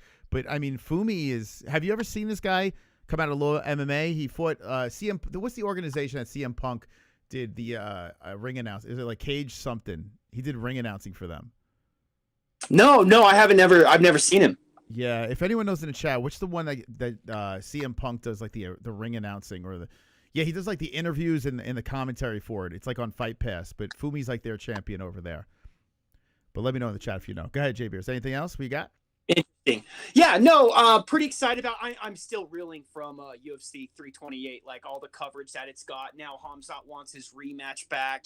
You got Imavov sitting there. Middleweight's getting interesting. I doubt that Khamzat, as much as he wants to, for a rematch, I definitely would rather see him move up. So Sean doesn't have to fight him again, right? Because that's anytime you fight Khamzat, that's a tough fight. Mm-hmm. And if he has a better weight cut, maybe he does have more gas and shoot for those takedowns nonstop. I think Sean stopped some of them, but let's get it through. He took him down easy at times. But I mean, I'm still reeling. And then Van knocking out Tyra. I mean, what a great weekend. I mean, I'm still loving it from last weekend. Yeah. So Khamzat apparently, there's a bunch of excuses coming out of there. And what was his brother or something like that? Or a family member or someone was saying something. Yeah, about Khamzat and the issues that he was having going into that fight, and why he pitched for a rematch. And I got to be honest with you, I want the rematch. I think that is. I mean, it was so much fun going into this one with Strickland and Chimaev. I know they ended it lovey-dovey, but if anyone could go back in and have a little fun, with some shit talk, I could see this thing firing right back up and making it interesting again. So I would rather that over the Imavov rematch. I would have rather it over DDP 3. I don't know. Maybe I'm crazy, but I would love to see that again. What about you? I mean, it's better than any of those fights. I definitely don't want to see DDP 3. And Imavov's been done. But Imavov, that motherfucker has gotten better every single fight. Like, he looked really good in his last fight, but everybody's looking good against Izzy lately. I don't know if that was his last fight. Was Izzy his last fight? I think so. Hold on. Man, it feels like forever since Imavov fought. Hold on, let me look it up. I don't know if I think he fought somebody else. He knocked out Izzy. Hold on. His hands have been looking really good lately. I feel like he did have another one since then. Hold on. Nazardine. Let's see if I can spell this right. How come you're not using goat milk? Because the fighter search is broken. Actually, let me try it. Let me see if they fixed it. My browser's not working well either. I don't know if it's my internet or what the hell's going on. All right, let's see if they got it working. Whoops, I hit the wrong thing. No. But yeah, I mean, there was so many complaints about Khamzat's weight cut. Armin kept on bringing it up. Excuse after excuse. And I heard. Hey, good I call, heard James. Hamzat say that like he had a reaction all in his native language and everything, saying like, why did you like shake hands with him, and why did you put the belt on him? And he's like, he asked for forgiveness, and you know, I accepted. So I thought that was pretty cool of Hamzat. By the way, Kyle Barallo is the guy. Yeah, I completely. Okay, yeah. I find Barallo so forgetful, to be honest with you. I'm not like the biggest Kyle guy. Oh shit, my subscribers got screwed up too. What the fuck? Oh, there it is. Okay, I'm sorry. I'm getting distracted over here with weird. Hey, glitches. we're almost at 135K. Let's fucking go. Yeah, man, that's crazy. But yeah, Kyle Barallo was Imavov's last fight. Went the distance with him. Kyle's good. He doesn't get my juices flowing, but you know he's good, and that was in 2025 September. Yeah, he kind of waited, and he's looking for that title shot. I'd rather see Hamzat again. I don't know, man. But I think Hamzat and his brother said that they would like to see it in October in Abu Dhabi. Sean ain't fighting out of the country again. No, Sean's not fighting out of America, which I don't blame him. No, I don't blame him either. And you're not going to go into, Hamzat's, territory, or fight there. Like super chat. No, I agree. We got a super chat. Rich, baby. Carano is hot. Strickland was a close fight. Hate the fake beef. No one wants to see DDP ever. Damn, dude. You got a new top dog over there. Thank you, Richie boy. Thank you so much for being the top dog. Yeah, dude. I tell you what, I want to rewatch the Strickland Chimaev fight because I've been seeing actual UFC. I saw Henry Cejudo talk about it, saying that he thinks Chimaev won. Really? I kind of want to watch it back now. I want to see like what people are talking about here. Some people are saying Chimaev 4-1. Which is crazy. I don't think 2-3-5 Sean. I think Sean won. Yeah, I think Sean won in real time. But I've had rewatches where I've changed my mind. So I kind of want to sit back and watch. Did you watch it again or just one time? No, I've just watched. Yeah, just watched it for just one time. Yeah, I kind of want to check it out again. A lot of times, like when you're all hyped up, your juices are flowing, you're excited, you get the outcome you want, everything's great. But sometimes rewatching. And I'm not even looking at Strickland or at Hamzat's fight or his punches because I'm so worried that Sean's going to get taken down, like he's going to shoot for a takedown any second. So it would be nice watching it a second time and not having to worry about those takedowns. Oh yeah. Well, you're going to have no stress because you know what the outcome is regardless, right? Exactly. I mean, and I am very hypocritical of the judges. They've been awful. They get a lot wrong. That they definitely got that right. I really would rather it have been a unanimous decision though, and not going to a split. Sean deserved that. I still told you that Sean won that first DDP fight. And I'll stand behind that. Sean won that first DDP fight. It was close. Yeah, it was close. But I think Sean won it. Obviously, DDP beat the fuck out of him the second time. But yeah, no, I think like that last super chat said, nobody wants to see DDP again. Yeah, I don't mind DDP. I actually don't mind him. I think he's kind of funny. When he made Sean cry, I thought it was pretty funny. To be honest with you, I didn't expect that one. That was crazy. You're such a Sean hater. It was just funny to see that someone make him cry. Like to see another grown man cry is funny to me, especially if you're a guy like Sean Strickland. So you can never take that away from Duplessis. But what I will say is after the Chimaev fight, where he was walking through the hallway and he was making that joke, that was cringe. I don't know. It was a little cringy there. It's like Duplessis, you got humped for 5 straight rounds from Chimaev. You need to shut the fuck up and get back in the win column. Yes. But I don't hate DDP, but he's got to win a fight, before he can start running his mouth. You can't run your mouth after that last performance, Oh God, no way. It doesn't work. Especially I got better. I know what now to expect. You should have known what to expect before you fought him. I mean, yeah. God. Some of his after fight comments, as long as it's been after, they're still coming out with, I know better now. Okay, DDP, thank you, dude. Mm-hmm. Hey, as far as Rousey and Carano this weekend, obviously anything we can get Gina in a small top, that's great. That's a win-win for all of us. I mean, I'm wondering if Ronda tries to show good, right? And does she stand up with her for, I don't know, 20, 30 seconds and bang? but that risks Gina knocking out Ronda. We know Ronda doesn't have a chin. I'm pretty sure Gina probably doesn't either.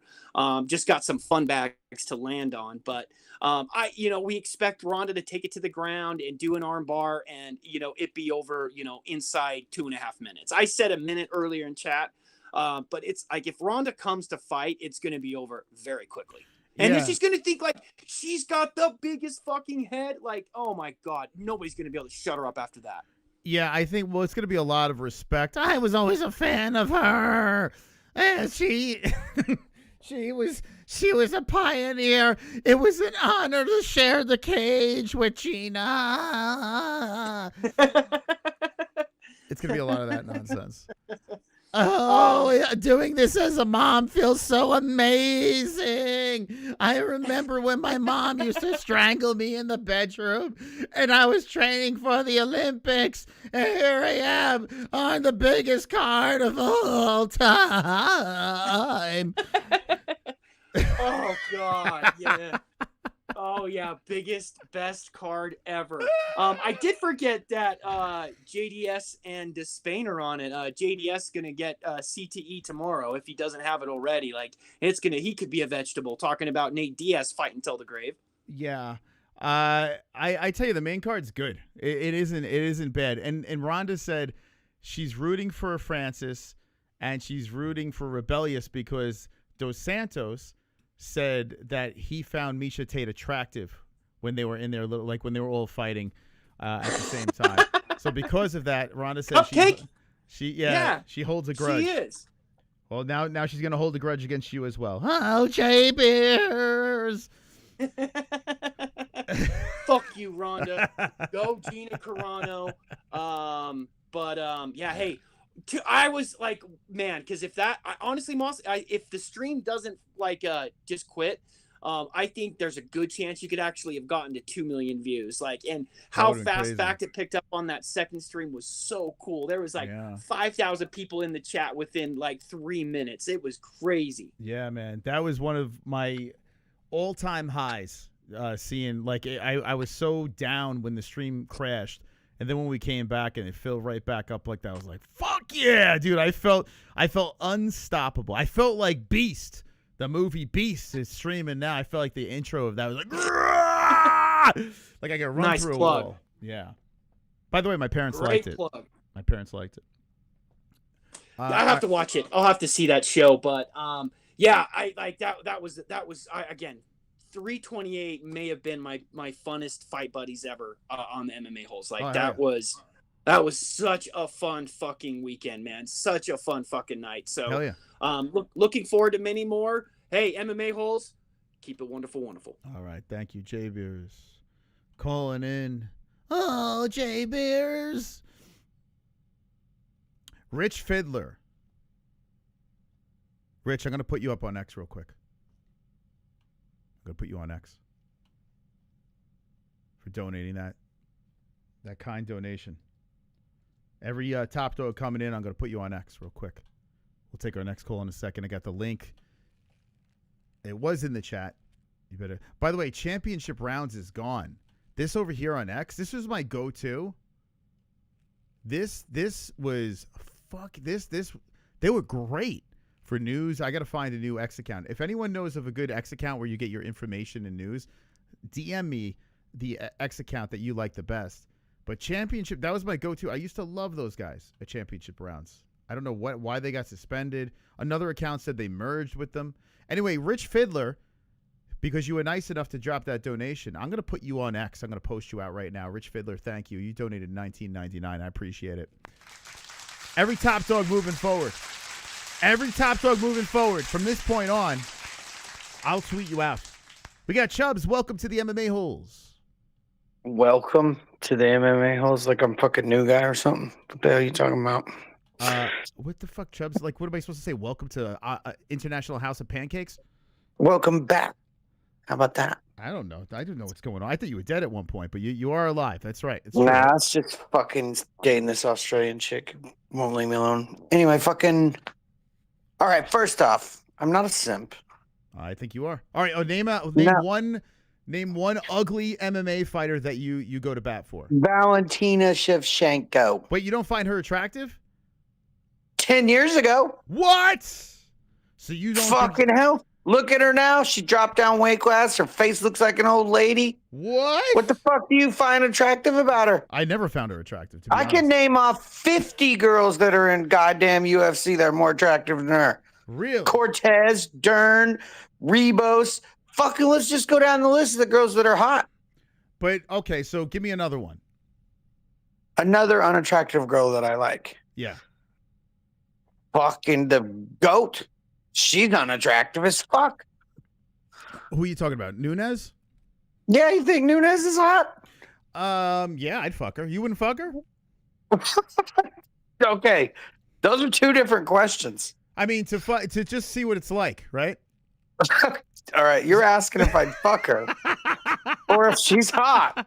Those are two different questions. Like, how many beers do I got? It's like banging a really muscular Michael Jackson.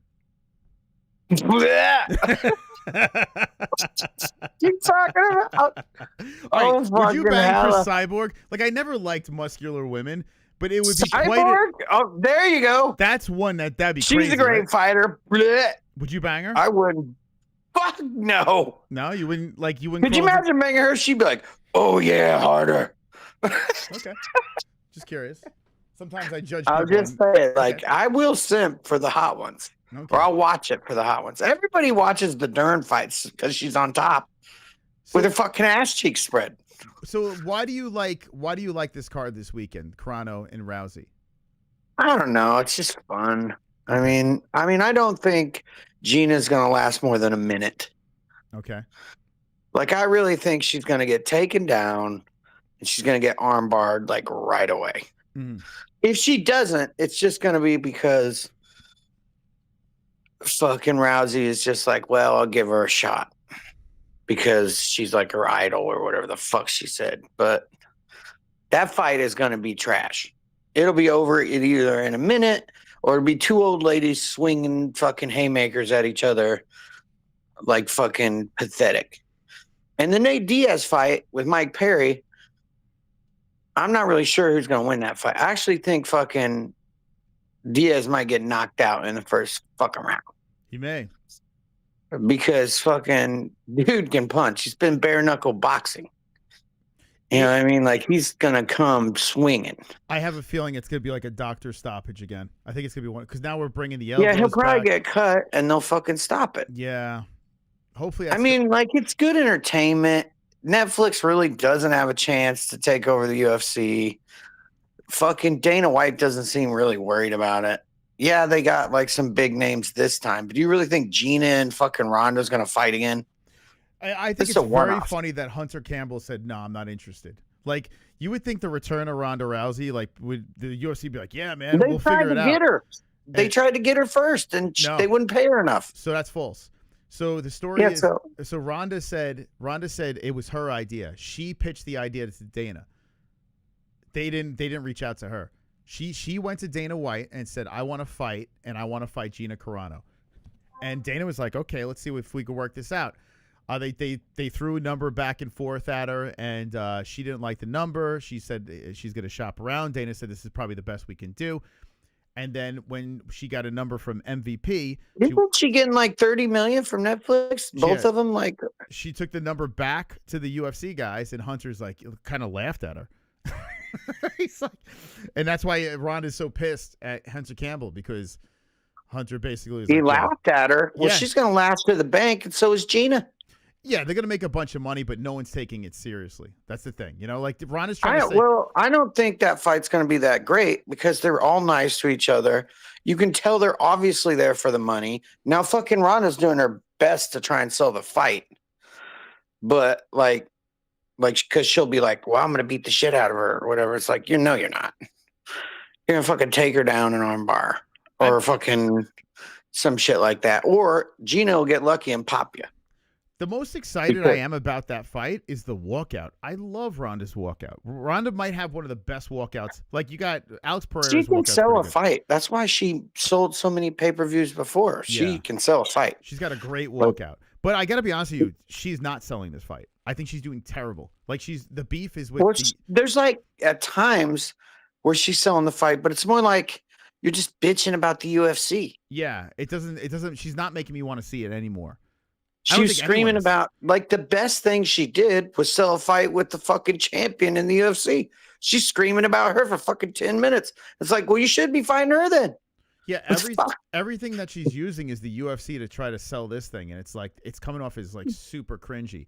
And then saying that this is the maybe best. Netflix is telling her to do that. I mean, I don't know. I think she's delusional. I think she thinks that they're trying to like start this whole promotion, right? Yeah, so Netflix with is like, hey, Jake Paul and bullshit. Yeah, Jake Paul. Well, Jake Paul might not come back now. He's saying that he might be done with his jaw, so might go full promoter here. Listen, I want this to work. It's not like I'm hating just to hate on this. He's done. He's got knocked out. They probably what happened was the promotion. They did some fucking research, and they were like, "You're not going to sell fights anymore. You just got your fucking head knocked off." And that's what everybody wanted to see. They've seen it. Now they're not going to watch your fucking fights. Yeah, I think he got fucked up though. That Joshua knockout, like people are like, oh, I got my jaw broken. Yeah, not by Anthony Joshua.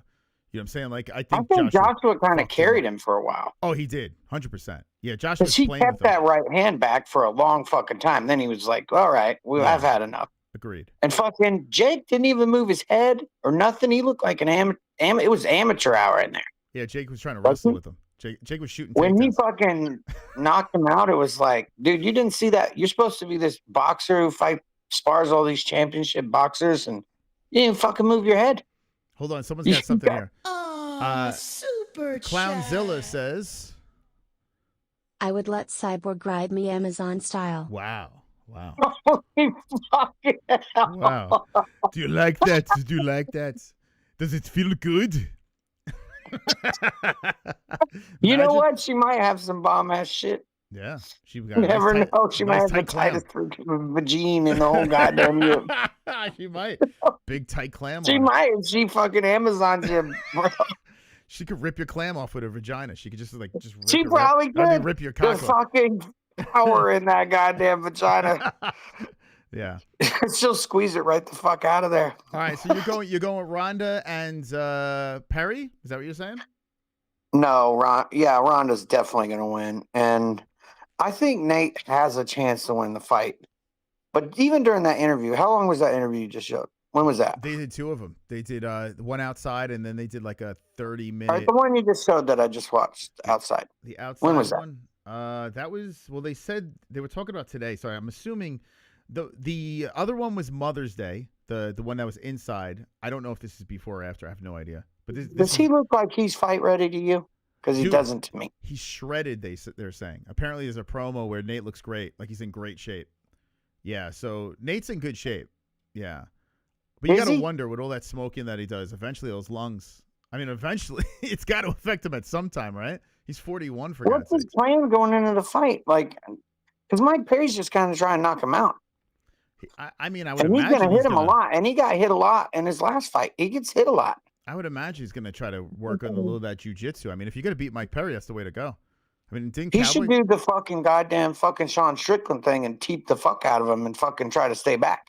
It would be nice to see him submit Mike. You know, hit him with an armbar or something like that, and just kind of taunt him and shit. Like it would be sick to watch. He's got to tire him out. I can tell you, if he does win the fight in the first round, I do not expect Nate to win the first round. It's weird. They asked Nate, what does he prefer? Like he's going to get hit a lot in the first round. Yeah, but he does run around a lot and do that kind of trot thing and reset and pretend he's not interested type deal. So sometimes he goes down like on purpose. He didn't really get knocked down. He got hit so hard he just goes down. Yeah, to stay away from getting hit. I think once because that's what he did in that last Conor fight. Yeah, once he starts getting touched, I think it's going to hit the ground. If he gets touched like fucking the fuck that who in the BMF fight, they probably will stop it. Yeah, a cut would be likely. I wouldn't be surprised if he got cut up. Yeah, I wouldn't be surprised if that happened. Well, maybe the scarring will keep a little bit of the cuts from happening, but yeah, he hasn't fought. When's the last time he fought? It's been a long time, hasn't it? He was doing boxing. His last fight was. That doesn't count. I'm talking about fucking. Oh, an MMA. It's BMF, right? His last was BMF. MVP. No, Let's see. was it? His last MMA fight? Yeah. Oh, no. I'm sorry. No, Tony no. Ferguson. Excuse me. Yeah, he was Yeah, supposed to he fight beat the Hamza. shit out of an old Tony Ferguson. Yeah, so And Tony. he kind of carried him in the fight, to tell you the truth. He hit Tony with the gilly. Because Tony was done. Tony's been done forever. And then he boxed. Yeah, he beat boxed shit out of Tony Masvidal. Ferguson. But Tony had lost like 8 fights in a row. That's or crazy. some shit. That's 2022. How many fights in a row did Tony Ferguson lose? Yeah, but now he's a fantastic. When is it? He's a fantastic boxer now, Ferguson. He's the best. I think, Ferguson's going boxing? Yeah, Ferguson's a very good. He's an elite boxer right now. Don't talk any bad about Tony Ferguson. He's the best. He's fucking goddamn fucked out of his mind. He's not going to be able to box. Are you fucking kidding? I tell you, who's going to fight? Jake Paul should go fight him. He just knocked out Soul Poppy. What are you talking about? Who? Tony Ferguson knocked out the great Soul Poppy. What the hell's going on? Who's with you, that? Chubbs? Oh my God, Chubbs, this Australian girl's got you out of commission. The Jake Paul fight was a close one. The boxing fight, he actually did pretty well against Jake, considering. Some say he won. Some say he won that fight, but he lost that one. He redeemed himself with Masvidal boxing, and now he's fighting Perry. I tell you what, I might be picking Nate by submission. I might be doing it. If he can get through like the first round and a half, I might do it. I think Perry might get tired. Because, think about it. When was the last time? I mean, it's not like Nate really gets knocked out. Perry hasn't fought in a long time, MMA either. So, and you got to think those bare knuckle matches, they'd be over in, what are they, 1 minute rounds or something? He was knocked out in 20. Yeah, they're a lot. Yeah, it's a whole different fight. But the last knockout was Josh Thompson in 2013, right? And he has not been knocked out since. This guy does not get knocked out. So I could see Perry touching him up, this thing hitting the ground, and Nate submitting him. I mean, I think there's a path to victory for Nate in this fight. I do. I just think Perry's going to slow down because they're 5-minute rounds, aren't they? Yeah, 5-5s. Which apparently Nate didn't know about this. That's what he's saying. That he thought it was he didn't know rounds. about. Oh, fuck off! He knew. Yeah, he said He's fucking kidding me. He's just trying to get everything Nate does now for years has been designed to get more money. Oh, I didn't know about this. Now you got to pay me more. Yeah, I don't know. That's his whole deal. He literally said in the press conference, "I've done everything to get more money. That is my goal." They were like, "Are you motivated?" He's like, "I'm motivated for the cash." Yeah. He doesn't give a shit about the whole, because Ronda was going on, this is the greatest fight card of all time. And he was just like, I want the money. He didn't care. Yeah, he's going to get paid. I'm curious what the purse is. I don't know what he's getting paid in this one. I'm curious. I bet he's not getting paid as much as Ronda and Gina, but I'm sure he's getting a close number to it. Yeah. Yeah, probably. They asked him how much you get paid. And he was like, he actually said same amount. The lyingest shit you've ever fucking heard in your life. You are lying through your teeth. You are not coming to fight Mike Perry for the same amount you're getting paid in the UFC. Otherwise, why not just go back to the UFC for a fucking one-fight deal? Well, they, according to Nate, because you're gonna make more money off the promotion in there than you would off Netflix, so they must have paid you more. According to Nate, he was going back to the UFC. They spoke to him, but they wanted him to fight McGregor again, and Nate said, "No, I want McGregor to fight. I don't want to." You really think he said no to McGregor? Yeah. He's making a shitload of money off of fighting McGregor. I do, because in his what he said kind of makes sense. He doesn't want to go in there and say McGregor looks great and he beats him coming off that leg injury. That doesn't look good for Nate. He says he wants to get McGregor to come back, win, and then they'll fight. There is no McGregor. He's never coming back. He can't stop doing drugs. Can't stop taking shit. Well, I have terrible news for you, Chuck. Keeps getting. I have terrible Oh, news. so he is. So he is coming back. July 11th. They're on the goal line. Him, Max Holloway, almost a done deal. Almost locked up. Signed, sealed, delivered for International Fight Week. Isn't that the 5th fight? It's been a done deal. No, this is the closest they've been. This is it's literally right there. So they're just finalizing. I watched the Dana White contract. say something the other day, and he said he was really confident about it. But it's the fucking 3rd year in a row I've heard him say that. Yeah, it's tough. It's tough to believe anything anymore because we've been waiting for so long, right? But yeah, Dana's answers are so vague too. You can tell he's just bullshit. he has 2 fights left on his UFC contract. He has to fight those out in order to do anything novelty with Bare Knuckle. Now, he's a part owner with Bare Knuckle, right? So he wants to do something with them. He would probably You really entertain. think McGregor's going to fight Bare Knuckles? Yes, I do, because he's part owner.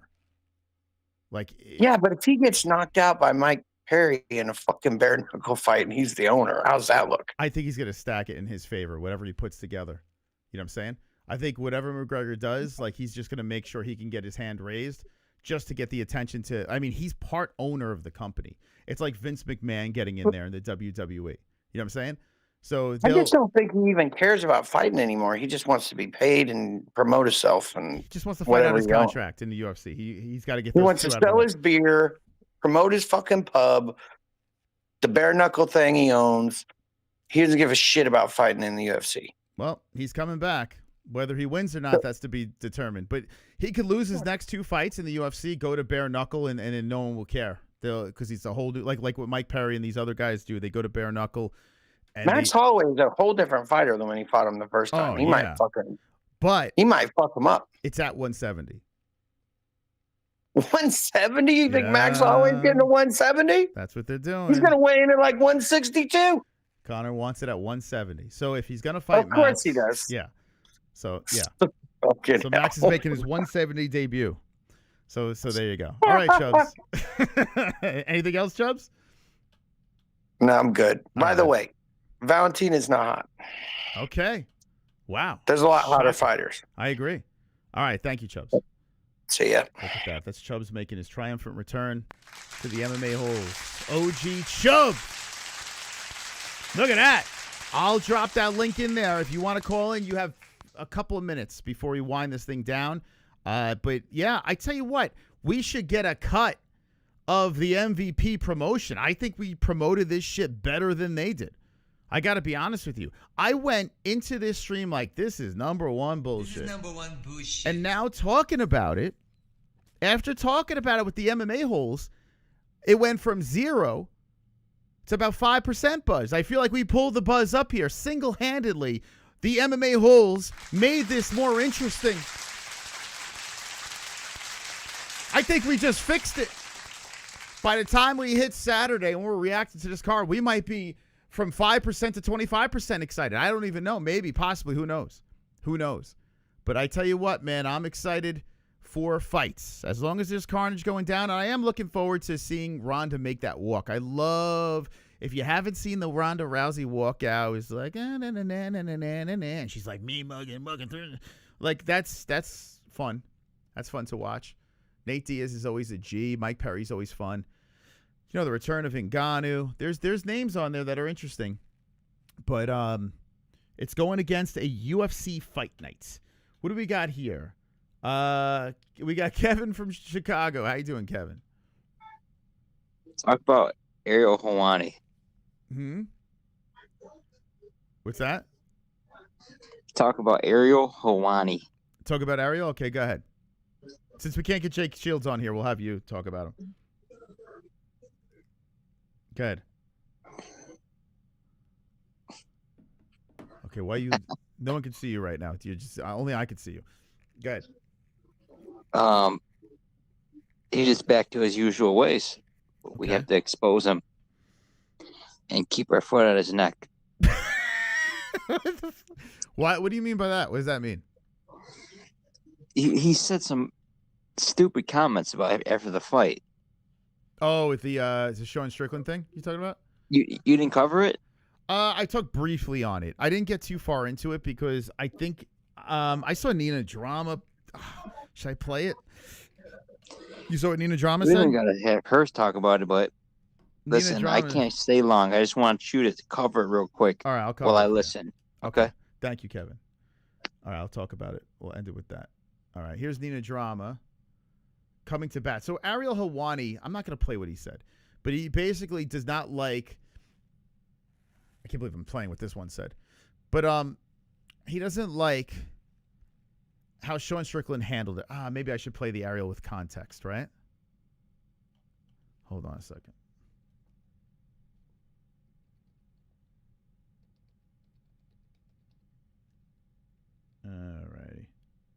I'm so sick of fucking Helwani.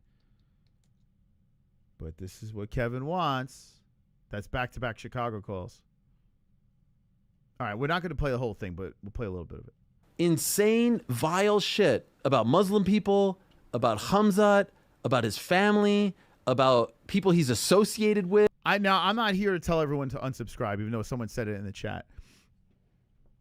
Because you're entitled to subscribe to whoever the hell you want to on YouTube. We could shame you for it. We could question you. But to say to unsubscribe, you do you, right? I've been unsubscribed from Luke Thomas. I did that.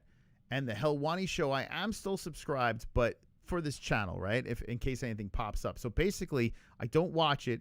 If a thumbnail pops up that has something that might pertain to a story on the show, I'll watch I go to X. So I should unsubscribe. I should, but I mean, it is what it is. I go to X and I get the clips here. So this is on X, right? And he went off on Sean Strickland. About some people who have, checkered backgrounds, to be kind. Yeah. About his mom. He's saying it with his fucking chest. Like he's saying it from here and he's standing up. What Sean was saying at that press conference was crossing the line. What Hamzat did was dirty. Yeah. You can't kick a guy. So you never subscribed to Luke Thomas. J Bears, when he was on Sirius XM, he wasn't this Luke Thomas. He was a whole different person on Sirius XM. And he was actually fairly decent. He made some solid points. He spoke a lot of MMA. Sometimes he would insert his opinion on other things. And he was always kind of like a pompous ass. That's why we went at him in the beginning. But he wasn't like he is today. Like today, this version of Luke Thomas is I don't even know who this guy is. Like he's crazy. As for Helwani, he's taken another turn as well. Like if you look at the old days of the MMA Hour, or when he was just the journalist that would ask the inappropriate questions, like he wasn't bad. Like because he was that guy who would ask the questions that everyone wanted, the reporter to ask, Dana White or the fighters make him squirm a little bit. It wasn't bad then. But then he turned it into this whole what's it called? Uncrowned thing that he's doing now, and he's got this whole ecosystem of weird dorks that he's got around him, and they have these insufferable segments, and his interviews have declined, I would say. Although that Nate outside interview wasn't bad. That was enjoyable. I'll give him his flowers on that one. But mostly I can't really listen to many of the interviews anymore just because I'm not interested in this guy. And I wouldn't be listening to any of this stuff if it wasn't for this show. And somehow he finds his way in the headlines all the time. Guy that you're about to fight in the balls before. Anticipation, all-time high, building up. Holy shit. You win that fight and tell the world that was all for show? That was all for promotion? That is the biggest bunch of bullshit that I've ever heard. That is fraud. That is cowardly shit. You cannot do what he did and say what he did in the build-up to that fight and then tell us seconds after the fight is over, I was just trying to sell the fight. Yeah. Why? Why can't you do that? Why? I think the only mistake he made was they embraced each other before they fought. Like if they just did it after the fight was done, yeah, you can do that. It's called being a grown-up. It's called selling a fight. Like you don't have to hate each other forever. They just got into a 5-round fight. In fact, that's how you handle this. So what are you saying, Ariel? This is supposed to be a George Masvidal situation? I lost. Let me go jump him in the streets? What's going on? And we know exactly what Ariel's doing here. We know exactly what's going on. Ariel Helwani is basically saying, I don't like Sean Strickland. I don't like a lot of things that Sean Strickland said, so let me shoot my shot at trying to take him down, bring him down. In a moment where Sean actually showed that he was an adult. Like Sean actually was showing some maturity.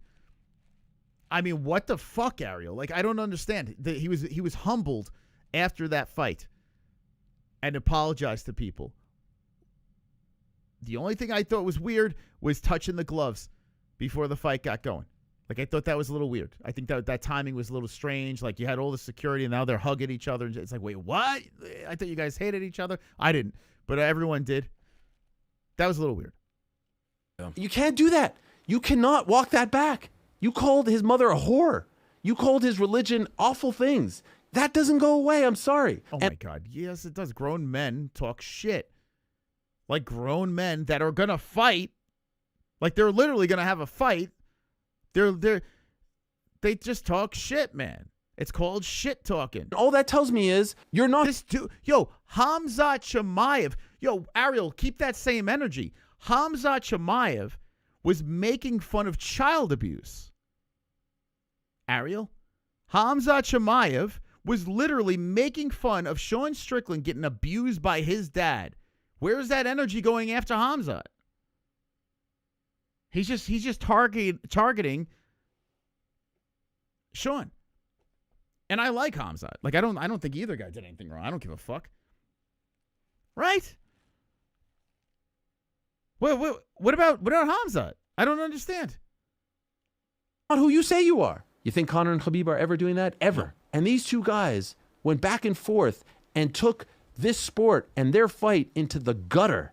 And then afterwards, we're doing the kumbaya thing, putting the belt. No. And then you tell me afterwards, you share the cage with someone, 25 minutes. Excuse me, that wasn't your debut. You know what that feeling is like. You know what that phenomenon is like, sharing the cage with another human being. And yet you still spoke about him that way. And they were selling the fight, man. You fucking retard. You watch wrestling. You fucking doofus. You literally watch WWE and whatever the hell, the WrestleMania nonsense, and you talk about it on your show and on your social media. Fake men in spandex running around selling nonsense, and you talk about it like it's the greatest thing ever. They all don't hate each other? What the fuck? This is, he's literally showing his true colors here. He's literally, he's like burying himself on his own show. If you know what happens when you share the cage with someone for 25 minutes, you know that you're going to feel some sort of way about them in the aftermath. Kinship yes. sorts, yeah. Don't tell me that, something came on you and afterwards you were... And then you got these two fucking dorks. Like, I don't even know where these guys came from. But for some reason, Ariel's like, hey, I can't be the dorkiest guy in the room. Let me find two other dorks and put them next to me so I look a little less dorky. It's like the hot girl that goes to the club with all the fat girls. Like Ariel's like, let me find a couple other dorks that look dorkier than me. So now you got the table of dorks.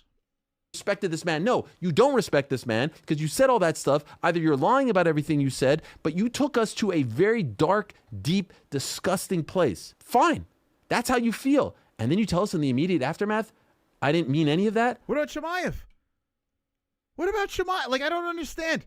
Does he feel the same way about Chimaev? I apologize, guys. When Conor McGregor won the belt at Madison Square Garden, he apologized to nobody. And this dude is apologizing for all of that 48 hours later? You don't get to say that about someone's... So you're saying... Let me get this straight. I'm a Conor fan. You're saying, a guy that won't cheat on his wife, a guy that it's actually giving credit to his wife and saying she's the backbone and she's the reason why he got to where he got... When he's saying that he doesn't deserve this belt and he doesn't deserve the fans. And Sean Strickland, he may say some stupid shit, then he apologizes about it. Conor McGregor apologizes about nothing. He fucks around on his family, gets coked up, harpoons whales in the bathroom. I mean, does everything you're not supposed to do as a father and a husband. Be more like that. And by the way, I don't give a shit what Conor McGregor does. I don't even, honestly, it doesn't even bother me at all. But I'm just trying to say what Ariel's saying here. He's comparing it to Conor McGregor. Punching old men in bars. Be more like that. And I love Conor, man. But come on, dude. Like, what are we doing? And these two knuckleheads have to suck his dick.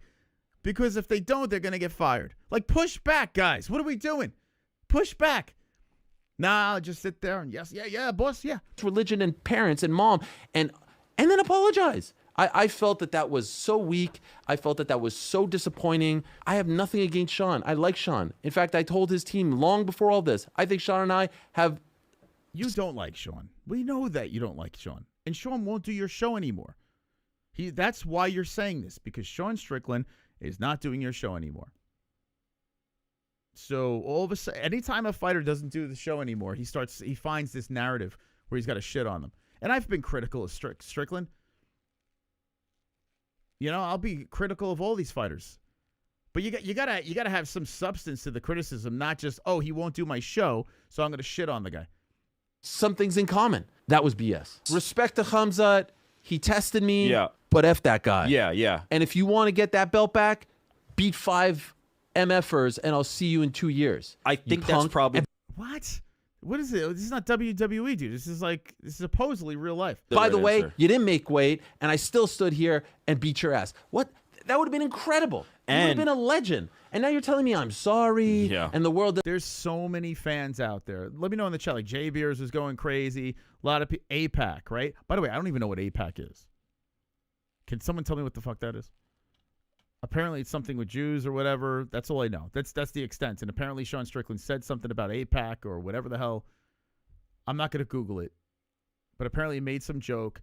And the only reason why I know what that is because they said they had to cut it out on Paramount's broadcast. So you mean to tell me it's just a coincidence that Sean says this? By the way, you're on the phone with Jake Shields, who is light years. He's gone harder than Sean. Sean's gone pretty hard. Jake Shields has gone even harder on the Jews. And your old buddy on the phone with him. Oh, Jake, we're friends now. Oh, dude, you know he was dying when Jake was on the phone with him. He was dying on the inside, slowly just want to crawl under a rock. The fact that very lighthearted APAC joke got censored shows, I don't even know what that means, to be honest. I know it's something to deal with Jewish people.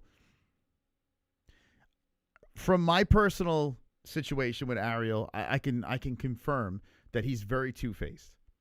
And in long story short, we were trolling him. We got this whole Vox Media thing going. I saw Ariel. He said to my face, keep doing what you're doing. I love it. We took a picture together. Everything was good. A couple of years later, he does a podcast with this young kid, and he just throws me under the bus. They're nothing but a bunch of trolls. Dude, you told me, keep doing you. You're not even working with Vox anymore. Love it. He said that to my face and then goes on a podcast thinking I'm not going to hear it and throws me under the bus.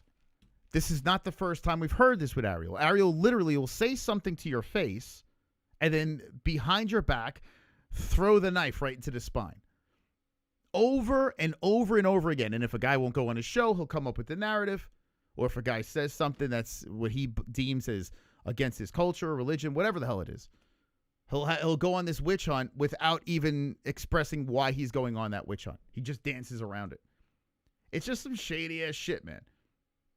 Doesn't like me, and now I liked it, and it's like, come on, man, you're a walking contradiction. Yeah, it's just like no one wants to feel like they were hooked. Yes, boss, yes. Oh, yeah, boss. Oh, yeah, boss, you're so right, boss. Oh, right on, boss. No one wants to feel like they were conned. Rematch against Shemaev and try to build it. Oh, boss, yeah, you're so right. Yeah, take your pants off, boss. It was so good, though. Yeah, but we're going to do this all over again? If you don't believe it, don't say it, and don't fucking cross the line and talk about religion and family and all this other stuff. You can't do that. And then tell us in the immediate aftermath, seconds later in the cage, man, that was just to sell the fight. By the way, I didn't see. Did they push back? Did anyone push back? No. And on Khamzat's part too, you put the belt around them and all this stuff. Like, you wanted to kill this guy. You kicked him in the balls. Like, I thought that was weak on both their parts. And I know what someone's going to say out there. You've never done it. You've never walked for 25 minutes with someone through hell and been through it. Yeah, fighters will say that to you, but fans, they know what the real reason is. They know what you're doing. Good. Guess what? We've seen enough fighters hate each other before and hate each other afterwards. I'm not saying don't tip your cap. Thanks for the war. I'll see you down the road. But that was nonsense. You took us down a very, very dark. Okay, so he's repeating himself. And then, okay, you guys know how I feel about Nina Drama. But she is talking for Sean Strickland with this weird filter on her face. It's like, lady, what are we doing with your Snapchat filter over here? She's all bedazzled with her skin smoothing filter on. I don't know why girls do this, to be honest with you, where they over-filter their face. Like, you're not fooling anyone. I wasn't going to say anything because it's not really my place. But they make their eyes even bigger and shit like that with these filters, and it's like, what the fuck? Put my 2 cents in. Because in this, I don't have to agree with everything that Sean says, but in this, I do agree with Sean. By the way, what is her situation with Strickland? Like, are they fucking or what? Like, what is going on? Every time I see Strickland behind the scenes, and she's saying, like, we're best friends, and, like, what does the wife think? Like, this girl's, like, leeching onto Strickland all the time. Does Strickland actually like her? Like, I'm sure Strickland tolerates her and he doesn't hate her. But it's like, she's, like, just infused herself into Strickland's circle, and she won't leave. Like, everywhere you see this guy, she's there. Like, isn't his wife like, what's up with this girl? Privately, Sean and I talk about the things that we disagree on all the time. Publicly, I'm not going to go out there and denounce everything he says that I don't agree with. Like, I don't do that. And people either agree with me or they don't agree with me. I don't care. But for this, I don't know. This whole take that Ariel has on Sean is wrong. It's absolutely wrong. And it's insane. It's like this entire fight week, all you do is chastise Sean, talking about how, you know, how can you say these things? How can you go this far? How can you take it too far? When is enough enough? And now that Sean apologized. That is true. Yeah, only the champs, right? It just so happens that she's hanging out. Oh, Armin's about to fight for a title. I love Alex Pereira. He's fantastic. Champs, come here, champs. Get over here. Now you're going to get on him for apologizing for the things he said? Saying that, oh, only men, they double down and they mean what they say. They don't backtrack. No. Men take accountability for the things that they say when they're wrong. She's not right. She's not wrong. She's not right. Wonderful. She's not wrong. She's not wrong. And I can't stand the fact that I'm agreeing with her on this one. And they take accountability for the things that they do when they're wrong. That's what a real man is. You had two warriors that got into an octagon. They fought for 25 minutes. They fought their hearts out. Could you imagine where Nina Drama's right and you're wrong? I think I might throw myself off a cliff. If there comes a day where Nina Drama defeats me with logic, I don't know. I might take my own life. I might do it. And in the end, you have Hamzat being an incredible sportsman after everything that was said between both sides. It's like, oh, fuck, she's right. MMA-Holes!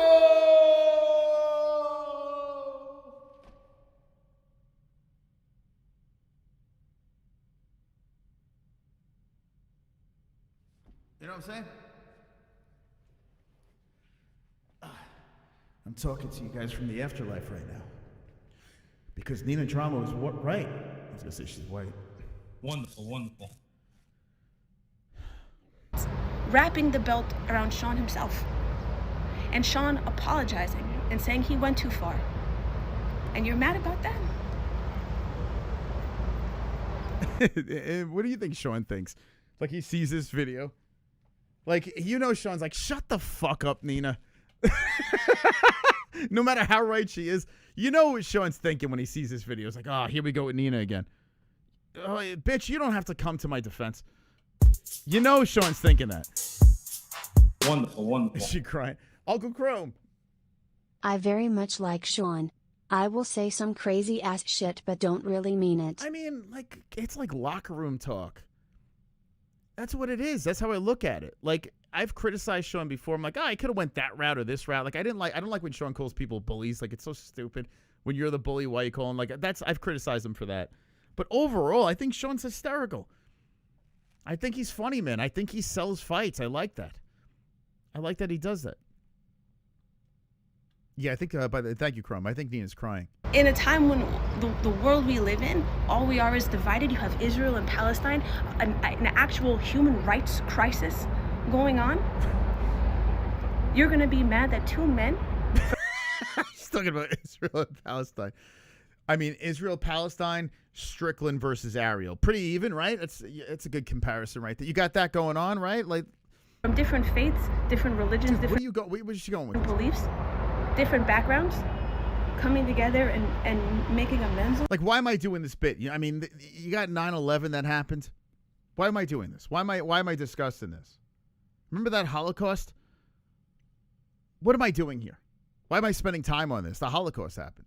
For something? Or for Sean apologizing for something that he did? That's so strange. Why would you want to keep that going on? Especially with... It just doesn't All right, I had enough of her. I mean, I agree with her, but then it's like pop, pop, pop, pop, pop. She just keeps fucking going. I don't know.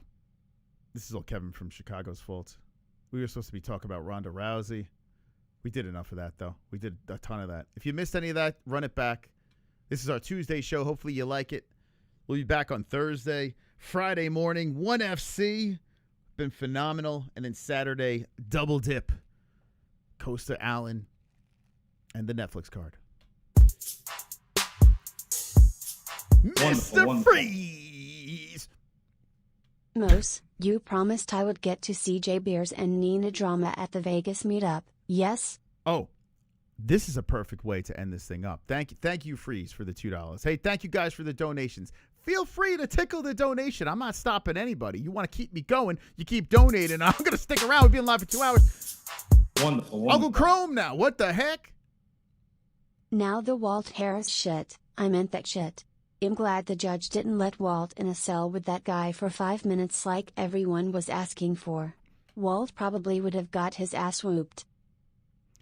No comment. This guy, he will let that poor girl rest in peace, man. What the fuck, dude? Thank you, Chrome. Thank you. This is massive news that dropped this morning. And maybe if you don't live close to Arizona, maybe you just won't care about this. But if you are within striking distance of Arizona, this is quite the news.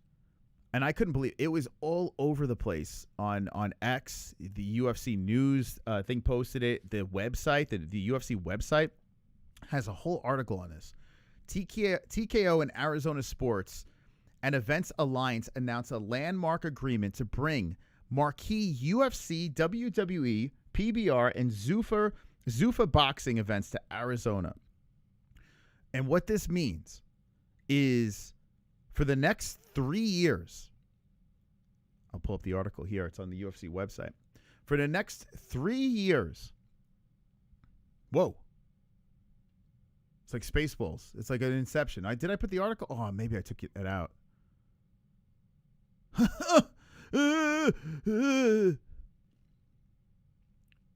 me a second. Look at you guys. Look at you guys supporting the old Mystical Moss. I appreciate you, man. Thank you, guys. News. Should be in the news section, I would imagine, right? Articles. These jerseys are... I didn't talk about... I was going to talk about this more. We'll talk about more White House. Thank you. Where do you stand on the obvious level Earth? Are you part of the spinning ball cult? Yes. Cognitive dissonance gotcha? Yes, I believe the Earth is round. Don't hate me for it, please. I know there's a lot of you out there that believe it's flat. That's fine. I would disagree with you, but it's okay. It's all right. You can believe whatever you'd like. I'm not going to stop you from believing it. You live your life to the fullest. So it says, Group Holdings, Inc., together with Arizona Sports and Events Alliance, today announced a multi-year agreement with all stage series, so UFC, WWE, PBR, and Zuffa boxing events in Arizona. The 7-event agreement will span 3 years and features some of TKO's most high-profile live events, creating new opportunities for fans to experience UFC. So, guys, what it looks like here, TKO has signed a massive deal, 3-year deal. You don't really see this much in the States. Like, you always see this outside in some, like, camel, like where camels are roaming and stuff like that. And I guess, you could have some camels here in the desert, right? Wonderful, wonderful. But I've been on a camel actually here at the zoo. So there are camels here. I don't know if they're wild camels. I don't think. Anyway. Wonderful, wonderful. Uncle Chrome. The UFC is coming to OKC in a few months. If they bring a shit card, I will blow the place up. I wouldn't recommend that. You shouldn't do that. I wouldn't blow that up. But thank you for the $2. I appreciate it. We're talking big events they're looking to put here in Arizona, like the premier events. Maybe even they'll hold an international fight week over here, possibly. But this is a massive deal that they put. Now, if this works out well, right? A lot of tickets sold, everything works smoothly. I foresee that this could be a thing that happens a lot. And the way they're building up Arizona, this is where I live right now, I'm noticing things are popping up like beautiful, like giant stadiums and these complexes and these water parks and these amusement parks, like all these things that they're putting up over here. It feels like this is going to be a huge tourist attraction for people and a cheaper place for them to host events. Like, I feel in Vegas, it's got to be a fortune to run giant fight weeks over there. If this works out, we will be doing meetups galore. Okay, well, I mean, it's going to happen regardless. So I'm going to be in Vegas July 10th for International Fight Week, targeted McGregor versus Holloway. We'll see. We'll be there regardless. But once I heard about this, I'm like, damn, why did I book the Vegas trip? I wish they would have put this news out because I'm guaranteed to be here for this. So get ready. If you're close to the AZ area, okay, anywhere close, it looks like we're going to be doing a lot more Holes Fest, and it's going to be right in my backyard. So I'm very excited about Holes Fest moving forward. There will be more Holes Fest, baby. Guaranteed lock. Guaranteed lock. We got Mr. Wilberding. Oh, he's an MMA-Hole member over here. A championship club. He's got the actual medallion now next to his name. Thank you, Jonathan Wilberding, for being a member. Appreciate it. A champion. Re-up and thank you. Why don't you know more about the NASA lie? Why is that? Come on, dude. What do you like? Subscribe to the Gummy Gang? Like, what is this? This is where we talk about sports. Like, we don't talk about that tinfoil. Like, we get a little tinfoily, but come on with that stuff. What do we do? What are we gonna do with that stuff? Ari Emanuel personally asked me to take over TKO Arizona branch if I accept. Stop it. Cut it out. Cut it out. Yeah. So yeah, we're gonna be doing a lot more meetups. So if anyone is close to the AZ area, this is going to be big stuff. And it looks like they're going to be having some of their bigger events over here. I hope they move International Fight Week here. Because think about it. They canceled UFC X this year because they're doing this whole White House thing. I wouldn't be surprised if UFC X is going to be here in Arizona next year. Dude, I hope that's the case. That's going to be sick. So I'm very excited to see. PBR, what's that? What's PBR? Is that Power Slap? What is I don't even know what PBR is. We know UFC, WWE. So, I mean, if WWE's here, I guess WrestleMania is going to be here, or like one of those big wrestling events. I don't know anything about WWE, but if you're doing premiere stuff, I would imagine they're going to have like a big, SummerSlam or some shit. I have no freaking idea. What is UFC X? They've been doing that for the last 14 years. Bob, where have you been? Are you new to the channel or something? You don't know what UFC X is? Actually, are you new to the UFC? It's been around for 14 years. We actually got it canceled. Bob, what's going on, Bob?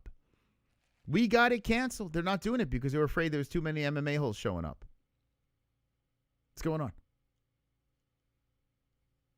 Professional bowling? Oh, it's professional bull riding? Well, that makes sense. There's a lot of bull riding like down the block from me. So that makes sense. I didn't even know what PBR was. I'm like, what the fuck is that? So, hey, you know what the beautiful thing about this is? I don't see anything about Power Slap then. Whoa! There's zero Power Slap. Oh! Wonderful, wonderful. Oh, that's fantastic. I will say this, guys, and I spoke about this on the second channel. I watched Zuffa boxing, the last two of fights, which Mosley Jr. and the Paisan losing in the co-main event. I actually watched it, and I got to be honest with you, it was pretty good. I might have to start doing Zuffa reactions if you guys are going to show up. So let me know. You have no idea what UFC X is? Oh, my God. And he says he's been watching since 2000. Oh, my God. What the fuck? We need O'Malley to headline in UFC and AZ instead of Justin Gaethje. Well, I don't think they won't even ask him a question at the press conference, but he should be on a card here, right? You would think. UFC X is International Fight Week. They have an expo at a giant venue over there where they have meet up with the fighters. The media has like a radio row like the Super Bowl. It's a huge thing. They do it at the convention center. And they've been doing it for the last 14 years. We announced on our channel that we're going to show up and bring all the MMA holes there. They canceled the events. So, because of us, them canceling the events, we decided to make some shirts. Going over to MMAHoles.tv. Go get the shirts before they're gone. We're still going. I'm going to be there July 10th. Ceremonial weigh-ins. I'll be outside razzing up the crowd. You can get a shirt here on MMAHoles.tv. We got the Loch Ness Monster shirt with the Expo sinking in the Bellagio pond over there. We got the Yeti shirt. Dude, you only got a couple of weeks to get this. So, I mean, you better get it soon because it won't be there for Holes Fest. And then we have the traditional Holes Fest 2026 shirt on the store. You can get them while they're still there. But, yeah, we'll be doing a meetup July 10th in Las Vegas. So if you're close to Las Vegas, July 10th, hang with the boys. I'll be there. Having some fun. But all right, let's get out of here, guys. I've been talking too much. Thank you guys for stopping by. Appreciate all the donations on this stream. Gummy Gang is our second channel. You can find us there when we're not live here. Thursday, we'll be back on this channel. Friday morning, we'll be live for 1. And then Saturday, we'll be live for the big UFC and Netflix cards. Don't be an a-hole, be an MMA hole. Good night, guys. I love UFC, it is for me. Oh,